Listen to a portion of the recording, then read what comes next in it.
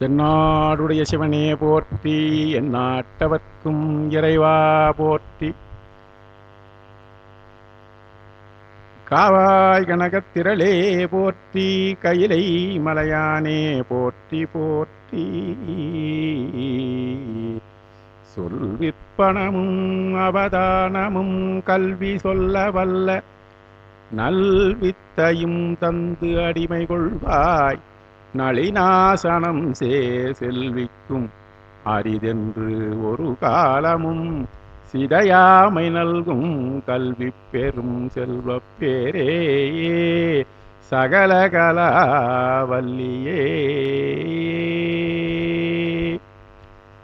எல்லாம் வல்ல தில்லைக்கூத்தருடைய திருவுருளாலும் திருவேகம்ப பெருமானுடைய கருணையினாலும் இத்தலத்திலே தொடர்ச்சியாக நடைபெற்று வருகின்ற திருமுறைகள் ஓதுதல் நிகழ்விலே முதலாவது திருமுறையிலே இன்றைய தினம் 7ஆவதாக இருக்கின்ற பதிகம் பன்னட்டப்பாடை. 6 பதிகங்களை நாம் இதுவரையும் பார்த்திருக்கின்றோம். 7ஆவது பதிகம் 2 தலத்தையும் ஒருங்கிணைந்ததாக அமைந்திருக்கின்றது. திருஞான சம்பந்த பெருமான் தன்னுடைய பதிகங்களிலே மிக சிறந்த அற்புதங்களை செய்திருக்கிறார். அந்த வகையிலே இந்த பதிகத்திலே செய்திருக்கிற அற்புதம் வினா உரையாக அமைந்திருக்கிறது. அவருடைய பாடல்களிலே சில பதிகங்கள் வினா உரையாக அமைப்பது வணக்கம். வினா மட்டும்தான் இருக்கும், விடை இருக்காது. விடை நாமளா ஊற்றி தெரிந்து கொள்ள வேண்டும். அதிலே விடையும் தொக்கி நிற்கும். சித்தாந்தத்திலே வினா வெண்பா என்றே ஒரு நூல் இருக்கிறது. அதில் ஒரு வினாவாக தான் இருக்கும். அந்த வினாவிலேயே விடயம் கிடைப்பதற்காக இருக்கும். அது சொல்லுவோம். நம்ம பேராசிரியர்கள் மிக சிறப்பாக உரை சொல்லுவார்கள். எனக்கு தெரிஞ்சு வினா வெண்பாவில் மயிலம் சிவசுப்ரமணியர்கள் ஒரு அருமையாக பேசுவார். அதை அந்த வகையிலே வினாவாகவே இருக்கின்ற ஒரு பகுதி. இதுவும் வினாவை தான். 2 தலங்களையும் நாம் பார்க்க வேண்டும். சுருக்கமாக 2 தலங்களை பற்றி ஒரு 5 மணித்துளியை சொல்லிவிட்டு மீறி இருக்கிற பதியங்களுக்கு செல்வோம். திருநள்ளாறும் திருவாலவாயம் ஏன் பெருமான் எடுத்துக்கொண்டார்? ஞானசம்பந்த பெருமான் 2 தலங்களையும் ஒன்று ஏற்கனவே சொன்னதுலையும் அதே போல தான் 2 தலங்களை அவன் ஏன் எடுத்துக்கொண்டார் என்பதற்கு ஒரு காரணம் இருக்கிறது. இந்த வரலாறு நன்றாக தெரியும். சமணர்களை கழுவேற்றிய செய்தி நடந்த பாண்டி நாட்டிலே அங்கே பதியங்களை எழுதி வெளியிலே போட வேண்டும். உங்கள் கொள்கைகளை எழுதி தீயிலே போட்டால் எது கருகாமல் இருக்கின்றதோ அதுதான் சிறந்தது என்று சொல்ல அந்த தீயிலே போடுகின்ற ஒரு பெரிய அனல்வாதம் என்று பெயர். இந்த அனல்வாதம் செய்கின்ற பொழுது பெருமான் ஒரு பதிகத்தை தேர்ந்தெடுப்பது. இந்த பதிகத்தை அவர் தேர்ந்தெடுப்பதற்கு எவ்வாறு ஒரு எண்ணம் இருந்தார்? அந்த பதியங்களை எல்லாம் அப்பொழுது படி எடுத்து வைத்திருந்த காரணத்தினாலே தான் அந்த பதியங்களை அப்பொழுது அவர் தெரிவு செய்வதற்கு வாய்ப்பு இருந்தது. ஆக பெருமான் எங்கெல்லாம் செல்கிறாரோ அங்கெல்லாம் அவர் பாடுகின்ற பதியங்களை படி எடுத்திருந்திருக்கிறார்கள். இதில் வைரா அவர்கள் ஒரு குறிப்பு எழுதியிருக்கிறார். திருஞான சம்பந்தர் பாகம் 1 என்று 2வது பொண்ணு எழுதியிருக்காரு. திருஞான சம்பந்தர் பாகம் 2 தான் எனக்கு கிடைச்சது. அதில் எழுதுகிற போது எந்த பதிகத்தை அங்கே அவர் தலத்திலே பாடுகிறாரோ பெருமான் திருமுன்பு சென்று அவர் பாடுகிறார். அவர் பாடிய பதிகத்தையே மீண்டும் படி எடுப்பதற்காக மீண்டும் சொல்லுவார். ஏன்னா அங்கே போய் நின்று பெருமான் திருமுன்பு பாடுகிறார், சில நேரத்திலே சென்று கொண்டே பாடுகிறார். இவற்றையெல்லாம் அங்கே படி எடுக்க முடியாது. ஆகையினால இதுதானே அவர்களுக்கு வேலை. மடத்திலே அமர்ந்து இந்த பதிகத்தை அவர்கள் சொல்ல மறுபடியும் படி எடுத்த வழக்கமாக இருந்திருக்கலாம் என்று ஒரு பெரிய ஆய்வு உரையாக சொல்லியிருக்கிறார் வைரா அவர்கள். அந்த வகையிலே பதிகங்கள் நமக்கு படியெடுத்து வந்தது என்பது மரபு. அந்த படியெடுத்துகின்ற பதிகத்திலே ஒரு பதிகத்தை எடுத்து நீங்கள் உங்களுடைய கொள்கைகளை எழுதிய ஏட்டினை நீங்கள் தீயிலே இடுங்கள் என்று சமணர்கள் சொல்லுகின்ற போது இவர் என்ன கொள்கை? நம்முடைய கொள்கை எல்லாமே ஒரே கொள்கை தான், பெருமானை பற்றியதுதான். இங்கே பாடியிருக்கின்ற பதிகள் அத்தனையும் ஒரே கொள்கை உடையது தான், சைவ சமயத்தின் கொள்கை உடையது தான். ஆகையினால நான் எது ஒன்றாலும் எடுக்கலாம். இருந்தாலும் அந்த கட்டை எடுத்தார். அவர்கள் இருக்கிறதுலே அவர் கையை நீட்டினார், ஒரு கட்டை கையில் கொடுத்தாங்க. அந்த கயிற்றில் எடுத்து கயிறு சாத்தி பார்த்தல் என்ற ஒரு முறைப்படி அவர் பெருமான் அந்த நேரத்தில் கயிறெல்லாம் கேட்டு சாங்கல. அப்படி கட்டை பிரித்தோம்னு அதை கையால் அப்படி தளிர் கரங்களால் போட்டார். அருமையாக சேர்க்கிறார் சொல்வார். தளிர் கரங்களால் அப்படி திருப்பினாராம் இந்த பதிகம். ஆக இந்த பதிகம் வந்தது, அது வரலாறு தெரியும். அந்த பதிகத்தை அவர் தீயில இட்டார். அது தீயில இருந்தால் பச்சை பதிகம் என்று பெயர் விட்டு போகமாத்த பூன்முலையார் என்கின்ற பதிகம். இந்த பச்சை பதிகம் ஆக திருநள்ளாறிலே சென்று இந்த போகமாத்த பூர்மொழியார் என்கின்ற பதிகத்தை பாடி அவர் இப்பொழுது மதுரைக்கு வந்திருக்கிறார். இப்பொழுது மதுரையிலே இருந்து அங்கிருந்து புறப்பட்டு தலை பயணமாக சென்று வருகிறார். வருகின்ற பொழுது திருநள்ளாற்றுக்கு வருகிறார். இப்ப திருநள்ளாற்றுக்கு சுவாமிகள் ஞானசம்பந்த சுவாமிகள் வருவது இரண்டாவது முறை வருகின்ற பொழுது அங்கே அவருக்கு ஞாபகம் வருகிறது, ஆகா நம் மதுரையிலே இருந்து வாதுக்காக இவருடைய பதிகத்தை எடுத்தோம், இந்த பெருமான் திருநள்ளாற்றிலே இருக்கின்ற பெருமான் மதுரையை ஏன் விரும்பி வந்து அங்கே இருந்து இந்த பதிகத்தை எடுத்து கொடுத்து அவர் அங்கே வந்து அமர்ந்து மதுரையம்பதியிலே திருநள்ளாற்று பெருமான் அங்கே வந்து அமர்ந்து நமக்கு அருள் புரிந்திருக்கிறாரே அப்படின்றது ஒரு எண்ணம் வந்தது. அந்த எண்ணம் வருகின்ற பொழுது அங்கே பெருமான் இடத்திலே வினவுகிறார், பெருமானே மதுரையம்பதியிலே அங்கே இருக்கிற சோமசுந்தரம் வந்திருக்கலாம், ஆனால் நீ எடுத்து போடுற போது எத்தனையோ ஊரில் இருக்கிற தலங்கள் இருக்கின்றது, நான் எடுக்கிற போது பதிகங்கள் அந்த திருநள்ளாறு பதிகம் ஏன் வந்தது அப்படின்ற ஒரு கேள்வியை கேட்கிறார். ஆகையினால அந்த அந்த கேள்வி கேட்குற மாதிரி இருக்குது.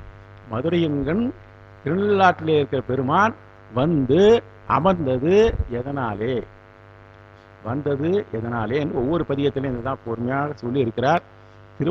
திரு ஆலவாயை பற்றி சொல்ல வேண்டும் என்றால் மதுரை பற்றி சிறப்பாக தெரிஞ்சிருக்கும். இதற்கு பல பெயர்கள் இருக்கிறது. இதற்கு மதுரை, நான்மாடக்கூடல், திரு ஆலவாய், கடம்பவனம், துவாதசாந்தபுரம், பூலோக கைலாயம், சிவராஜதானி, கன்னிபுரீசம், ஜீவன் முத்திபுரம், சிவநகரம் என பல பெயர்கள் இருக்குது, நிறைய இருக்குது. இப்போ விளையாடல் புராணம் நாங்கள் எங்களுக்கு தளத்தில் படிச்சுட்டு இருக்கோம் திருவாலூர் கோயிலில். அதனால் மதுரை பற்றிய செய்திகள் நிறைய இருக்கின்றது. சரி, அதுக்கிட்டோம். அடுத்தது பாண்டியன் இருக்கின்ற அந்த பாண்டிய நாட்டின் தலைநகரம், அது நன்றாக தெரியும். கடைச்சங்கம் இருந்த இடம் அது. கடைச்சங்கம் இருந்து தமிழ் ஆய்ந்த நகரம். இறைவன் 64 திருவிளையாடல்கள் செய்த தம் சுருக்கமாக சொல்லப்போனோம். அந்த இடத்துல நம்ம நாயனார்கள் பார்க்கிற போது மூர்த்தி நாயனார் 3 விஷயங்களை வைத்துக்கொண்டே அவர் நல்லா தெரியும் உங்களுக்கு. மூர்த்தி நாயனார் அவர் வந்து விபூதி, உருத்திராக்கம், அடுத்தது சடைமுடி என்கின்ற 3ஐயும் துணை கொண்டு மும்மையால் உலகாண்டார்.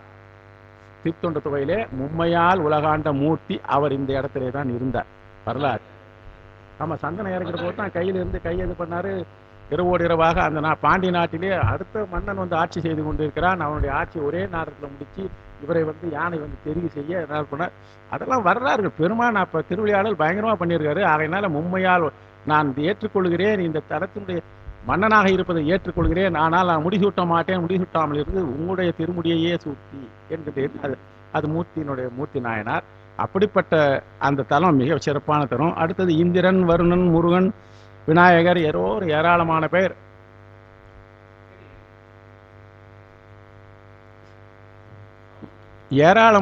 வழிபாடு ஏராளமான பேர் வழிபாடு செய்து கேக்குதாங்களா? சரி, ரைட். ஆக அடுத்தது அந்த இடத்துல என்ன ஒரு சிறப்பு என்னன்னா, மணிவாசக பெருந்தகை அந்த மந்திரியாக இருந்து அவருடைய திருவிளையாடலை ஏற்கனவே திருவிளையாடல் புராணத்தில் மணிவாசகருடைய புராணத்திலே இருந்து 4 படலங்கள் பேசப்படுகிறது. 64 திருவிளையாடலே மணிவாசகருக்காக பெருமான் செய்த திருவிளையாடல் பேசப்படுகிறது. ஆக மணிவாசகரோடு தொடர்பு இருந்த பதியும்.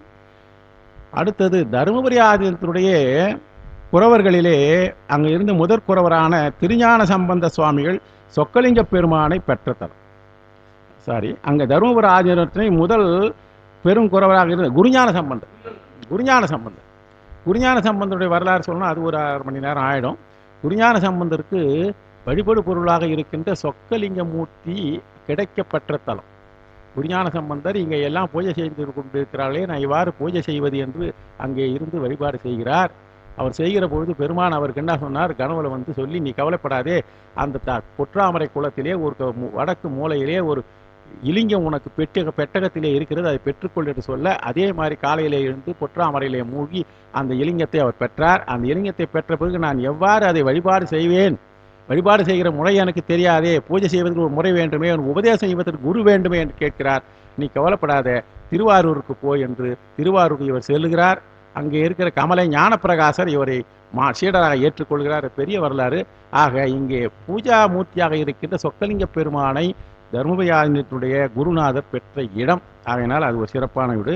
அடுத்தது குமரகுரு சுவாமிகள் என்ன செஞ்சார் என்னும் அங்கே இருக்கின்ற அம்மையார் பக்கத்திலே வந்து உட்கார்ந்து தொடுக்குங்கடவுள் பழம்பாடல் என்பது அப்போது பாடினார் என்ற வரலாறு அதிலே ஒரு ஆய்வு இருக்கின்றது. அந்த பாடல் அப்படி பாடப்பட்டது அல்ல என்று ஒரு கருணை இருக்கின்றது. ஆக குமரகுரு சுவாமிகளுக்கு அருள் புரிந்த இடம். அடுத்தது மதுரை என்பது தலத்தினுடைய பெயர், ஆலவாய் என்பது கோயிலுடைய பெயராக இருந்திருக்கலாம் என்று ஒரு ஆய்வு தான். அதிலேயே கூட மாறுபாடுகள் கருத்து இருக்கிறது. மதுரை என்பது தலப்பெயராகவும் ஆலவாய் என்பது கோயிலுடைய பெயராகவும் இருக்கலாமோ என்கின்ற ஐயம் உண்டு. அதுக்கு ஞானசம்பந்தருடைய திருவடியிலே சொல்லலாம், கூடல் ஆலவாய். கூடல் ஆலவாய் என்பது கூடல் மாநகரிலே இருக்கின்ற ஆலவாய் என்கின்ற தலம். இது யாருடைய பதியத்திலே வருகிறது? கூடலாலவாயிலாய், யாரு? ஞானசம்பந்த பெருமாள் பதிகம். அதனால கூடல் ஆலவாயிலா என்பதும், அதே மாதிரி மதுரை ஆலவாயிலா என்றார். அப்போ மதுரை என்பது தலத்தினுடைய பெயர், ஆலவாய் என்பது கோயிலுடைய பெயராக இருக்கலாம் என்கின்ற ஒரு கருத்து. இந்த ரெண்டுமே அடிமையாக வச்சு திருஞான சம்பந்தருடைய அடிப்படையிலேயே கூடல் மதுரை என்கின்ற பெயருக்கு வேற, ஆலவாய் என்பது தலத்தினுடைய பெயராக இருந்த தலம் என்கின்ற கோயிலுடைய பெயராக இருந்திருக்கலாம் என்கின்ற ஒரு தன்மை சொல்லப்படுகிறது. அங்கே இருக்கிற அம்பாளுக்கு பேர் மீனாட்சியம் நல்லா தெரியும். விநாயகர் சித்தி விநாயகர். அடுத்து தலமரமாக இருப்பது கடம்பவனம். பேரே கடம்பவனம் தான் சொல்லுவாங்க. தீர்த்தம் பொற்றாமரை. அந்த ஊரில் ஒரு மட்டும் இல்லை, பொற்றாமரை தீர்த்தம் முதல்ல வந்தது. அதுக்கப்புறம் 7 கடலை அழைத்த படலம் இருக்கின்ற போது 7 கடலினுடைய நீரை வந்து இந்த பொற்றாமரை தீர்த்தத்தில் ஒன்றாக சேர வேண்டும், இது நீ இங்கே வழிபாடு செய்வர்களுக்கு அருள் பாலிக்க வேண்டும் என்று பெருமான் வருணனுக்கு ஒரு உத்தரவிட்டிருக்கிறார். அது 7 கடலை அழைத்த படலம் என்று ஒரு படலமே இருக்கிறது 64 திருவிளையாடல்களிலே. அது அடுத்தது வைகை என்பதும் அந்த ஊரினுடைய தலத்தினுடைய தீர்த்தமாக இருக்கிறது. ஆக 3 தீர்த்தங்களை உடையது பொற்றாமரை, 7 கடல், வைகை. விமானம் வந்து விண்ணிழி விமானம், இந்திர விமானம் என்ற பெயர் இந்திரனால் எங்கே விண்ணிழி விமானமாக கொடுக்கப்பட்டது. முதல்ல அதுதான் வருகிறது. அடுத்தபடியாக அங்கே இருக்கின்ற மன்றம், வெள்ளி மன்றம் நன்றாக தெரியும். கால் மாறி ஆடிய படலம் என்று தனி படலமே இருக்கிறது. அங்கே இருக்கின்ற பெருமான் காலை மாற்றி ஆடுகிற செய்தியை அங்கே பார்க்கலாம். கால் மாறி ஆடிய ஒரு இது 35 கல்வெட்டுக்கள் மதுரை பற்றி கிடைச்சிருக்கு. கல்வெட்டு ஆராய்ச்சியாளருடைய குறிப்பு, 35 கல்வெட்டுகள் கிடைத்திருக்கிறது. அதிலே அது மட்டுமல்லாமல் 17 தாமர பட்டயங்கள் கிடைத்திருக்கிறது. தாமர சாசனம் என்று சொல்வார்கள். இவையெல்லாம் கிடைத்திருக்கின்ற ஒரு காரணத்தினாலே மதுரையை பற்றி ஓரளவுக்கு நம்ம பார்த்தோம். அடுத்தது திருநள்ளாறு. திருநள்ளாறு பற்றி நல்லா தெரியும். நள்ளாறு என்றால் நடுவிலே இருப்பதுன்னு அர்த்தம். நள் என்றால் நடு. எதுக்கு நடுவில் இருக்குன்னா 2 ஆறுகளுக்கு நடுவிலே இருக்கிறது, வேற ஒன்றும் இல்லை. நள்ளாறு என்று பெயர் வந்ததற்கு 2 ஆறுகளுக்கு நடுவிலே இருப்பத காரணத்தினாலே நள்ளாறு. திரு என்பது அடைமொழியாக வந்தது. இத்தலம் அரசலாறு, வாஞ்ச நதி. வாஞ்ச நதி என்கின்ற ஒரு நதி, அரசலாறு என்கின்ற ஒரு ஆறு. இந்த 2 ஆறுகளுக்கும் நடுவிலே இருப்பதனால நள்ளாறு என்று அழைக்கப்படுவதாக வரலாறு கூறுகிறது. அந்த இடத்துக்கு பேர் தர்பாரண்யம் என்று பெயர். தர்பாரண்யம் ஊரு பேரு. அடுத்தது நவவிடங்கபுரம். அடுத்தது நாகேஸ்வரம். நாகேஸ்வரம் என்று சொல்வார்கள். நளேஸ்வரம். நலன் வழிபாடு செய்தது. இந்த நம்ம பதிகத்தில் நலன் வரலாறு பேசப்படுகிறது. ஆக நலன் வழிபாடு செய்ததுனால இதனுடைய தலபுராணத்திலே கூறப்பட்டு இருக்கிறது. இது சப்த விடங்க தலங்களில் ஒன்று. சப்த விடங்க தலங்கள் 7 இருக்கிறது. அதிலே இதுவும் ஒன்று கருதப்படுகிறது. பெருமான் பேரு நல்லாரர். சிவபெருமானுக்கு பேர் நல்லாரர். இரவி பேரு போகமார்த்த பூன்முலையால். அடுத்தது விநாயகர் கற்பக விநாயகர், சொர்ண விநாயகர்னு பேர் இருக்கிறது. அடுத்தது இங்க இருக்கிற தியாகர் வந்து நடு விடங்க தியாகர், நக விடங்க தியாகர். நக விடங்க தியாகர் என்று பெயர். அம்பாள் வந்து இங்க தியாகருக்கு ஒரு அம்பாள் வேணும் இல்லையா, அதனால ஸ்ரீ துவஜாம்பாள், ஸ்ரீ துவாத ஸ்ரீ நீலோத்பலாம்பாள். நீலோத்பலம் என்ற ஒரு மலர். அம்மையார் வந்து நீலோத்பலாம்பாள் என்கின்ற ஒன்று நடனம் வந்து உண்மத்த நடனம். இந்த தலத்திலே இப்போ இவ்வளவு போய் கடைசியில தான் கொடுக்குறாரு இப்போ உரையாசிரியர். சனி பகவான் சன்னதி சிறப்புடையது. ஆனா எல்லாம் திருநள்ளாறுனா முதல்ல எது ஞாபகம் வருதுன்னா முதல்ல சனி பகவான் சன்னதி தான். உண்மைதான். அதனால ஒன்றும் இல்லை, உலகத்தினுடைய காலம் அது 3ஆம் நூற்றாண்டுல சொன்னாங்க. இப்போ 11ஆம், இப்போ இருக்கிற 22ஆம் நூற்றாண்டுல அது அப்படி இருக்குது. அங்கே போய் அவரை பார்க்காத ஒருத்தர் தான் பெரிய கஷ்டம். சனி பகவான் சன்னதி போகிறோம், அங்கே தான் போட்டி அங்கே இருந்தது எல்லாம் பண்ணி முடிச்சுட்டு திருப்பி அது பக்கம் விடுவோம். அவரை சனி பகவான் சுற்றின்னு போவாங்க. கடைசியில் எல்லாம் தீர்த்துறாங்க. வரும்போது சுற்றி வரும்போது சாமி வந்து பார்த்தா அமைதியாக உட்காந்துருப்பாரு, யாருமே இருக்க மாட்டாங்க. யாருமே வர நான் 2 முறை போயிருக்கேன். 2 முறை போகிற போது சாமி பார்க்கறதுக்கு இல்லை. இப்போ ரொம்ப கூட்டம் அதிகமாகி போச்சு, ரொம்ப சங்கடமான சூழல் வந்துவாகி போச்சு. சரி, இந்த பதிக வரலாறு நான் ஏற்கனவே சொல்லிட்டேன். நல்லாறு இருக்க பெருமானே இங்கே அமர செய்வதற்காக நீங்கள் அங்கே வந்து அருள் பண்ணியே இப்போ ஏன் இருக்கிறேன்னு சொல்லிட்டாரு. இதை பெரிய புராணத்தில் சேர்க்கிறாருன்னா அருமையாக பதிவு பண்ணுறாரு. பதியத்தினுடைய செய்தி குறைவு தான். கொஞ்சம் சவுண்டாவது வைங்க சார், கேட்கலன்றாங்களா?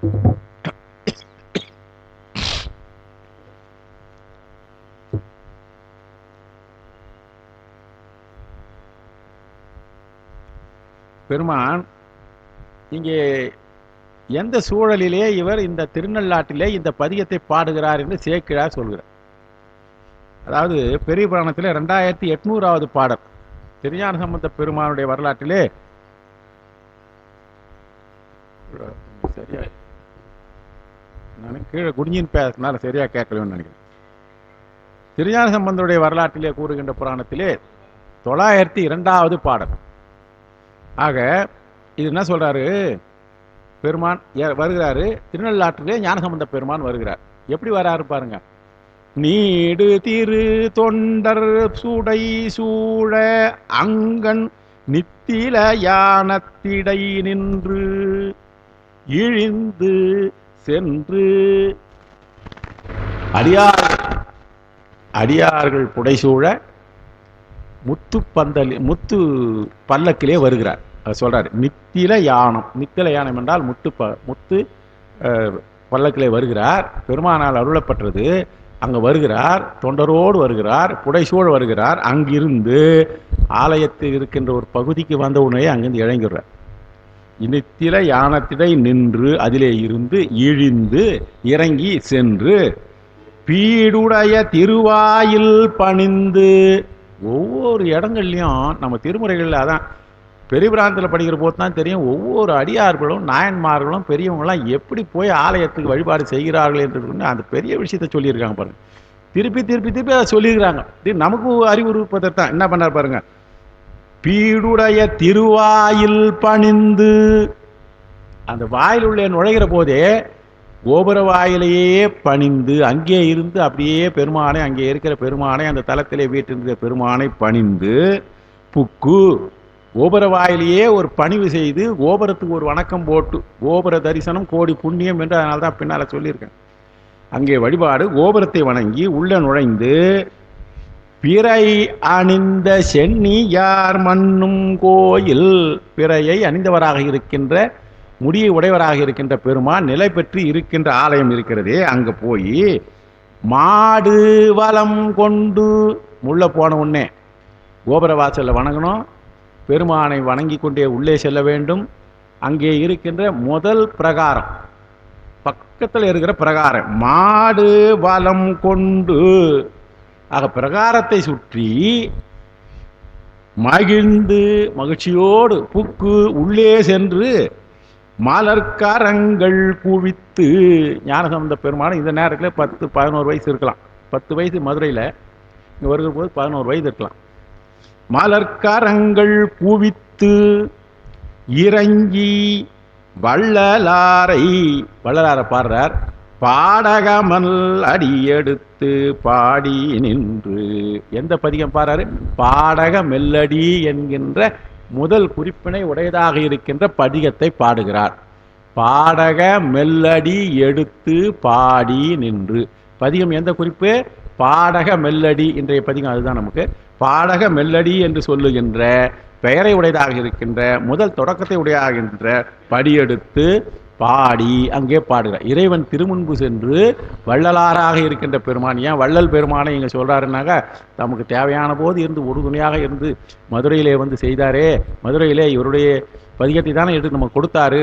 இந்த தலத்திலே இருக்கிற பெருமான் மதுரையிலே நமக்கு உதவி செய்ததுனா இருக்கிற வள்ளலார் என்று சொல்கிறார். எடுத்து பாடி நின்று பரவினார். பாடல் பாடுகின்றதே பெருமானை பரவுதல்னு பேர். நம்ம திருமுறையை படித்தாக பெருமானை பரவினோம், பெருமானை வழிபட்டோம் என்று பரவி வழிபட்டு என்ன பண்ணறான்? பாடுறாரா, கண் அருவி, வாங்கம்மா வாங்க வாங்க சிவா, கண்ணினுடைய அருவி பறந்து பாய்தான். ஞானசம்பந்தருடைய கண்களே இருந்து இந்த பதிகத்தை பாடுகின்ற பொழுது அருவி, கண் அருவி என்றால் கண்களிலே மிகையாக இருப்பது, நீளமாக தண்ணீர் கண்கள் முத்து தாரை தாரையாக இருந்து பறந்து பாய, ஆக கண்ணிலே அருவி சொரியும்படியாக நின்று பெருமானை திருமுன்பு நின்று பாடுகின்ற பதிகம் இது. ஏன்னா இந்த அளவுக்கு நமக்கு அந்த பதிகத்தை எந்த சூழலே பாட நினைக்கிற போது இந்த பதிகத்தை பாடுகிறோம், நமக்கு அந்த நினைவு வரணும். ஞானசம்பந்த பெருமான் எவ்வளவு அருமையாக அந்த இடத்திலே இருந்து பெருமானை நோக்கி பாடுகிறார் என்று பாடுகின்ற பதிகம். நம்ம அந்த பதிகத்துக்கு போகலாம். இது பாடி முடிச்சுட்டு என்ன பண்ணாருன்றத கடைசியில் வாய்ப்பு தான் நான் சொல்லிடுறேன். திருநள்ளாறும் திருவாலவாயும் வினா உரையாக இருந்தது. பண் நட்டப்பாடை நன்றாக தெரியும். முடிஞ்ச வரையும் நான் அந்த பதியம் பாடகமெல்லடி பாவையோடும் படுபின காடிடம் பற்றி நின்று, இதான் நட்டப்பாடையிலே பதிகத்தை பாடுகின்ற மொழி. பாடகமெல்லடி பாவையோடும் படுபின காடிடம் பற்றி நின்று நாடகமாடும் நல்லாருடைய, நாடகமாடும் நல்லாருடைய நம்பெருமான் இது என்கொல் சொல்லாய்.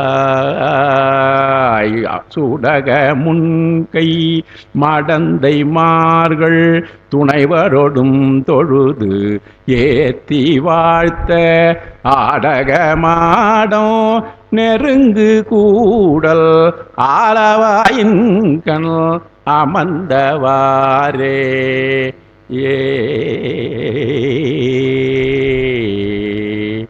ஆடக மாடம் நெருங்கு கூடல் ஆலவாயின் கண் அமர்ந்தவாரே.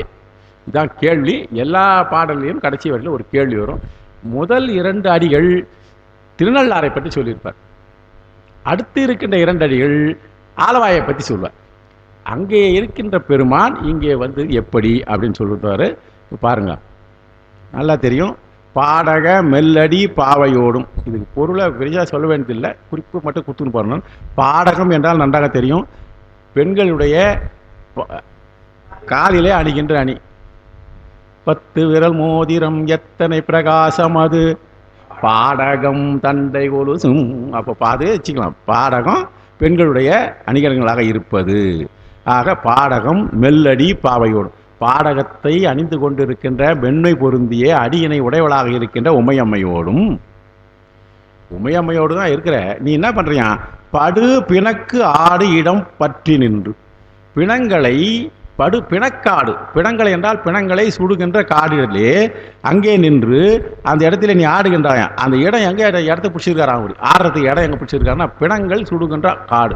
அந்த இடத்தை பற்றி நின்று நாடகம் ஆடும் நல்லார் பெருமான் அங்கே ஒரு கூத்து ஆடுகிறாராம். அங்கே கூத்தாடுகின்ற பெருமானே, அந்த பெருமான் நல்லாருடைய பெருமானே, நம் பெருமானே இப்போ அங்கே தானே இருக்கிறார், அங்கே தான் நிற்க பேசுகிறாரு. நல்லாரில் இருக்கிற பெருமானே, இந்த பெருமானுக்கு 2 விஷயத்தை சொல்கிறாரு. உமையம்மையை உடையவன், உமையம்மை மென்மையான பாதங்களை உடையவள். பாதங்களிலே பாடகம் என்கின்ற கால் அணியை அணிந்திருக்கின்றாள்.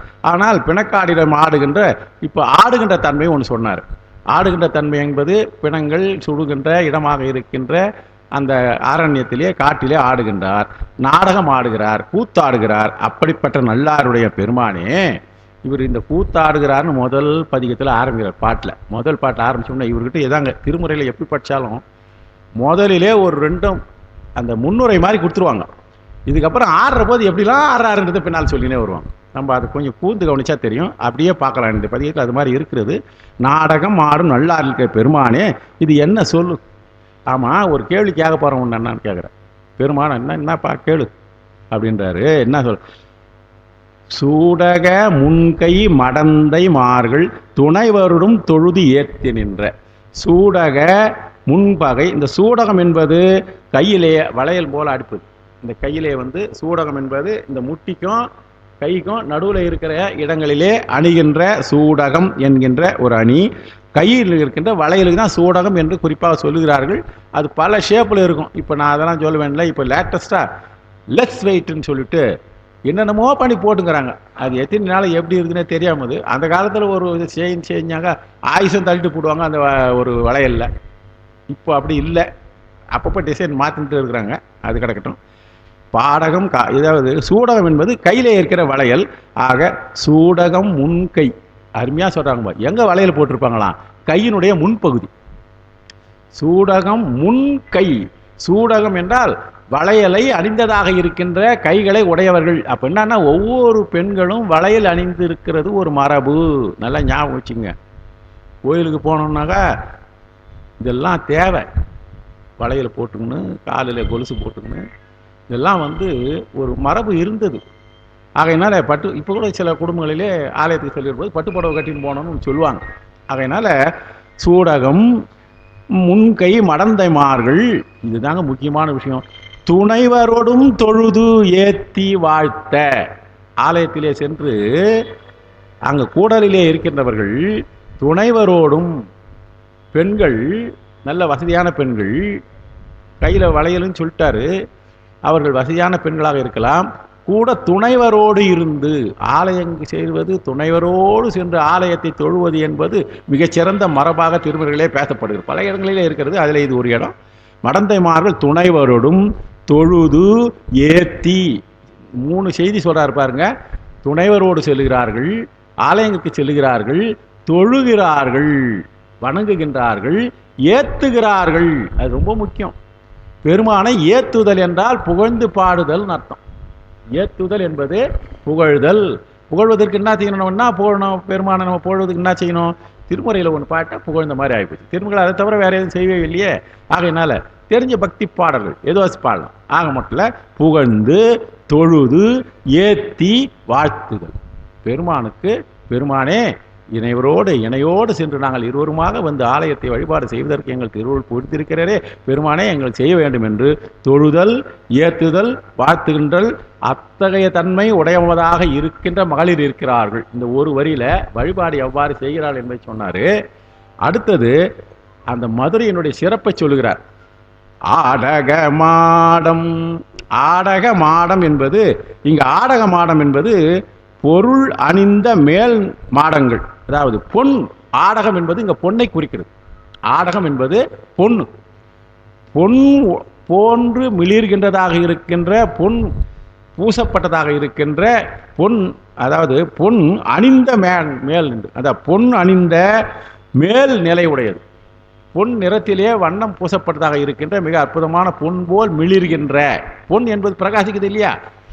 இந்த இடத்துல பொண்ணு போய் மாடத்தில் போய் என்ன வச்சிருப்பாங்கன்னாக்கா, பொன் போல் மிளிர்கின்ற என்றால் ஒளி பொருந்தியதாக, ஒளி உமிழ்கின்றதாக இருக்கின்ற சிறப்பு பொருந்திய ஆடக மாடம் நெருங்கு. மாடம் என்றால் மேல்நிலை. ஆலயத்தினுடைய, அதாவது மாளிகையினுடைய மேல் பகுதிக்கு உப்பரிகை என்று சொல்வார்கள், அதை மாடம் என்று சொல்வார்கள். ஒரு மாடம் இல்லை, 2 மாடம் இல்லை, நெருங்கு கூடலாம். ஆக வீதியிலே இருக்கிற மாடங்கள் எல்லாம் மிகச்சிறந்தாக இருக்கிறது, நன்றாக வடிவமைக்கப்பட்டு இருக்கிறது, நன்கு ஒளி பொருந்திய தன்மை உடையதாக இருக்கின்றது, காண்பவருடைய கண்ணை கவரக்கூடியதாக இருக்கின்றது. ஆக ஆடக மாடம் நெருங்கு கூடல் ஆலவாயின்கண் அமர்ந்தவாறே. பெருமானே, இந்த ஆலவாயிலே நீ அமர்ந்தையே. திருநள்ளாறில் நின்று கேட்கிறார் பெருமானை. சொந்த கேட்க தீர்வு தான் உண்டு. நீ அங்கே நான் கொடுக்குற போது டக்குன்னு அந்த ஊர் பதிகத்தை எனக்கு எடுத்து கொடுத்தாங்க எப்பா. ஆனால் இங்கே இருந்த பெருமான் நீ அங்கே எப்படி வந்துட்ட, நீ இங்கே எப்படி இருந்துங்கிறன்னா சொன்னார். அங்கே நீ வந்திருக்கிறாய் என்பதற்கு வந்திருக்கிறாயே, என்ன காரணத்தினால வந்திருக்கிறாய் என்று சொல்கிறார். அடுத்தது இதில் துணைவர் என்று சொல்கின்ற போது, இங்கே துணை என்னக்கா, ஆமாம் நான் கூட துணை ஒன்றா எங்கள் பையனை இட்டு போகிறேன், இல்லை பக்கத்து இருப்போம்ல துணை இட்டு போகிறேன்ல. இந்த இடத்துல நான் ஞானசம்பந்த பெருமான் வாக்கில் துணைவர் என்றால் தன்னுடைய வாழ்க்கை துணைவாக இருக்கின்ற கணவரை சேர்ந்து தான் இருக்கின்றது. அடுத்தது இப்போ இதே போல தான் ஒவ்வொரு இடத்துலையும் 2 அடிகள் திருநள்ளாரை பற்றி சொல்வார். பார்க்கலாம். திங்களம் போதும் செழும் புனலும் செஞ்சடை மாட்டையில் வைத்துகந்து நங்கன் மகிழ்ந்து நல்லாருடைய நம்பெருமான் இது என்கொல் சொல்லாய். நல்லாரை பற்றி சொல்றாரு பாருங்க. திங்கள் அம்போதும். திங்கள் அம்போதும் என்றால் திங்களையும் என்றால் பிறைச்சந்திரனையும் அழகிய மலரையும், போதும் என்றால் அழகிய மலரையும் சேர்த்து அது கூட செழும் புனலையும் வச்சிருக்காரு. திங்களை வச்சிருக்கிறாரு, மலரை வச்சிருக்கிறாரு, புனலை வச்சுக்கிறார். எதுன்னு உங்களுக்கு நல்லா தெரியும். திங்கள் சந்திரன், கொன்றை மாலை, அதுக்கப்புறம் கூட இருக்கிறது கங்கை, புனல், புனை. இது என்ன சொன்னார்? செஞ்சடை மாட்டு பக்கத்திலேயே ஏன் வச்சுக்கிறாருன்னா, இந்த மலர் வாடி விடாமல் இருப்பதற்காக தண்ணீர் தேவையா பக்கத்தில். அதுதான் இங்க பாருங்க, செஞ்சடை மாட்டு அயல் வைத்து பக்கத்திலே ரெண்டும் வச்சுருக்காராம். எது இந்த ஒரே ஆசிரியர் குறிப்பு வரும், போது வாடாமையால் புனல் வைப்பார் போல. போது வாடாமல் இருக்கணும், அதனால பக்கத்திலேயே அது என்ன பண்ணிடுறா, புனல் வைத்திருப்பார் போல திங்களம் போது வாடாத வண்ணம் செழும்புணலை சேர வைத்தார். பக்கத்தில் புனலை வைத்திருக்கிறார் என்று ஒரு சிந்தனை தான் கொடுத்துருக்காங்க. இந்த உரையாசிரியர்கள்லாம் கொஞ்சம் அப்படி இப்படி கொஞ்சம் தொட்டு காட்டுவாங்க, நம்ம இப்படி சிந்திப்பது வாய்ப்பு இருக்கிறது. ஆக போது வாடாமையால் புனல் வைப்பார் போல திங்களம் போது வாடாது, திங்கள் அம்போது வாடாத வண்ணம் செழும்புணலை சேர வைத்திருந்தார் என்பதை நாம் சிந்தித்து அறியலாம் என்கின்ற செய்தி. செஞ்சடை மாட்டு அயலே வைத்து உகந்து சந்தோஷமா இருக்கிறாரு. நங்கள் நங்கள் மகிழ்ந்து நல்லாருடைய நம் பெருமான் இது என்கொள் சொல்லாய். ஆக நங்கள் என்றால் இந்த நங்கள் வந்து பார்த்தீங்கன்னா, நங்கள்னா நம்பிடத்து, அதான் நம் கண், சாரி நம் கண் தான். அதாவது கண் என்பது இடத்தை குறிக்கிறது. நம் கண். எங்கண் இருந்தீர், நீங்கள் எங்கண் இருந்தீர்? நான் அங்கன் தான் இருந்தேன், அங்கந்து வரேன் அப்படின்னா அந்த பழைய மரபிலே அங்கன் இங்கன் எங்கன் என்பது தன்மை கிட்ட இருக்கிறதையும் தொலைவில் இருக்கிறதையும் ரொம்ப எதிரில் இருக்கிறதையும் சொல்கிறது. அதுபோல தன்மை முன்னிலை படக்கைக்கு இந்த கண் என்பது ஒன்று இடம், இடத்துக்கு. தமிழும் தான் வந்து கன்னடமும் கலிதெலுங்கும் கவின் மலையாளமும் தூதரும் உன் உதரத்து உதித்து எழுந்து, இதெல்லாம் எங்கேருந்து வந்தது? கன்னடம், கலிதெலுங்கு, கவின் மலையாளமும் துளுவும் உன் உதரத்து உதித்து எழுந்து ஒன்றுபட ஆயிடினும் ஆரியம்போல் உலக வழக்கு அழிந்து ஒழியா உன் சீரிழமை திறமுயர்ந்து செயல் மருந்து வாழ்த்துவனே. தமிழ்த்தாய் வாழ்த்து.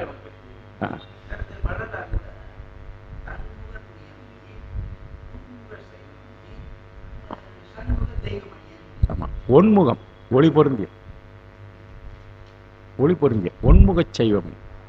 உன்முகம், உன்முகமா ஒன்முகமான டவுட் வந்து நீங்கள் கேட்டணும். உன்முகம் சொன்னா ஒன்முகம், ஒன்முக செய்வமணி தான் நினைக்கிறேன்.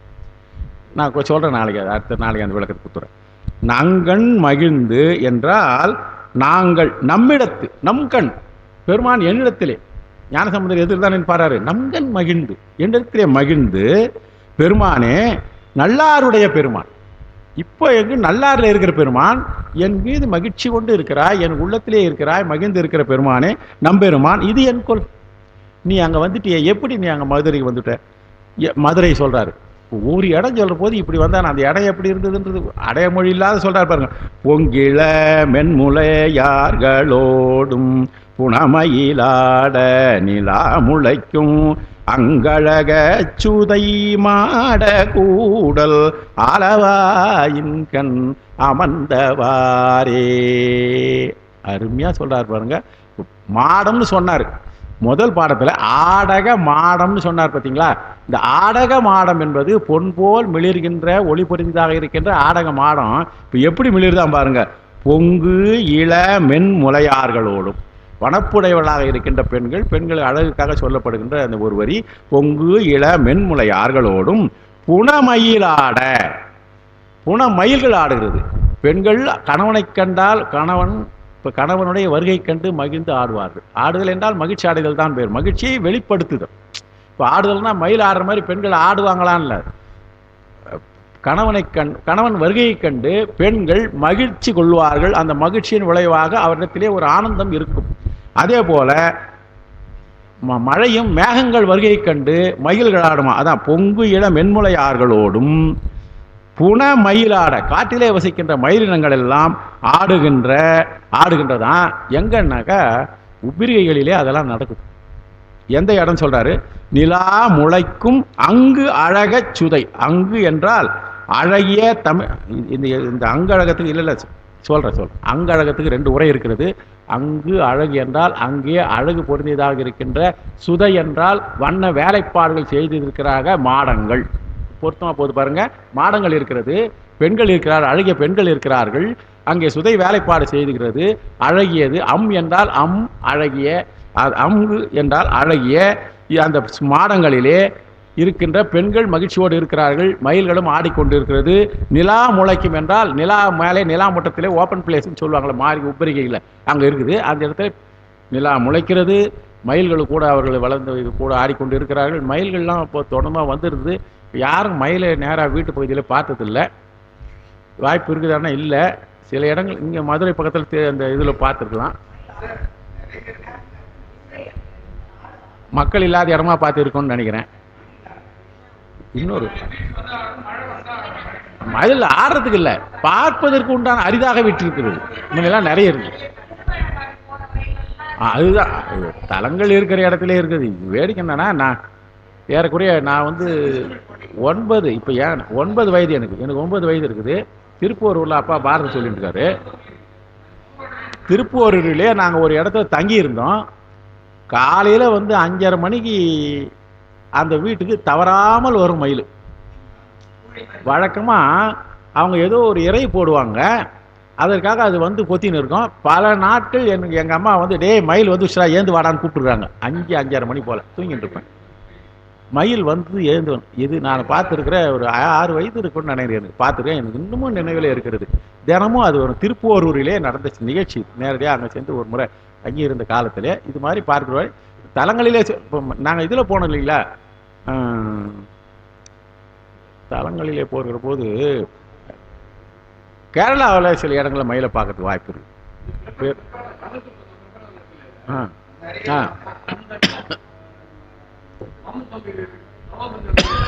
பிரம்பன் வலசை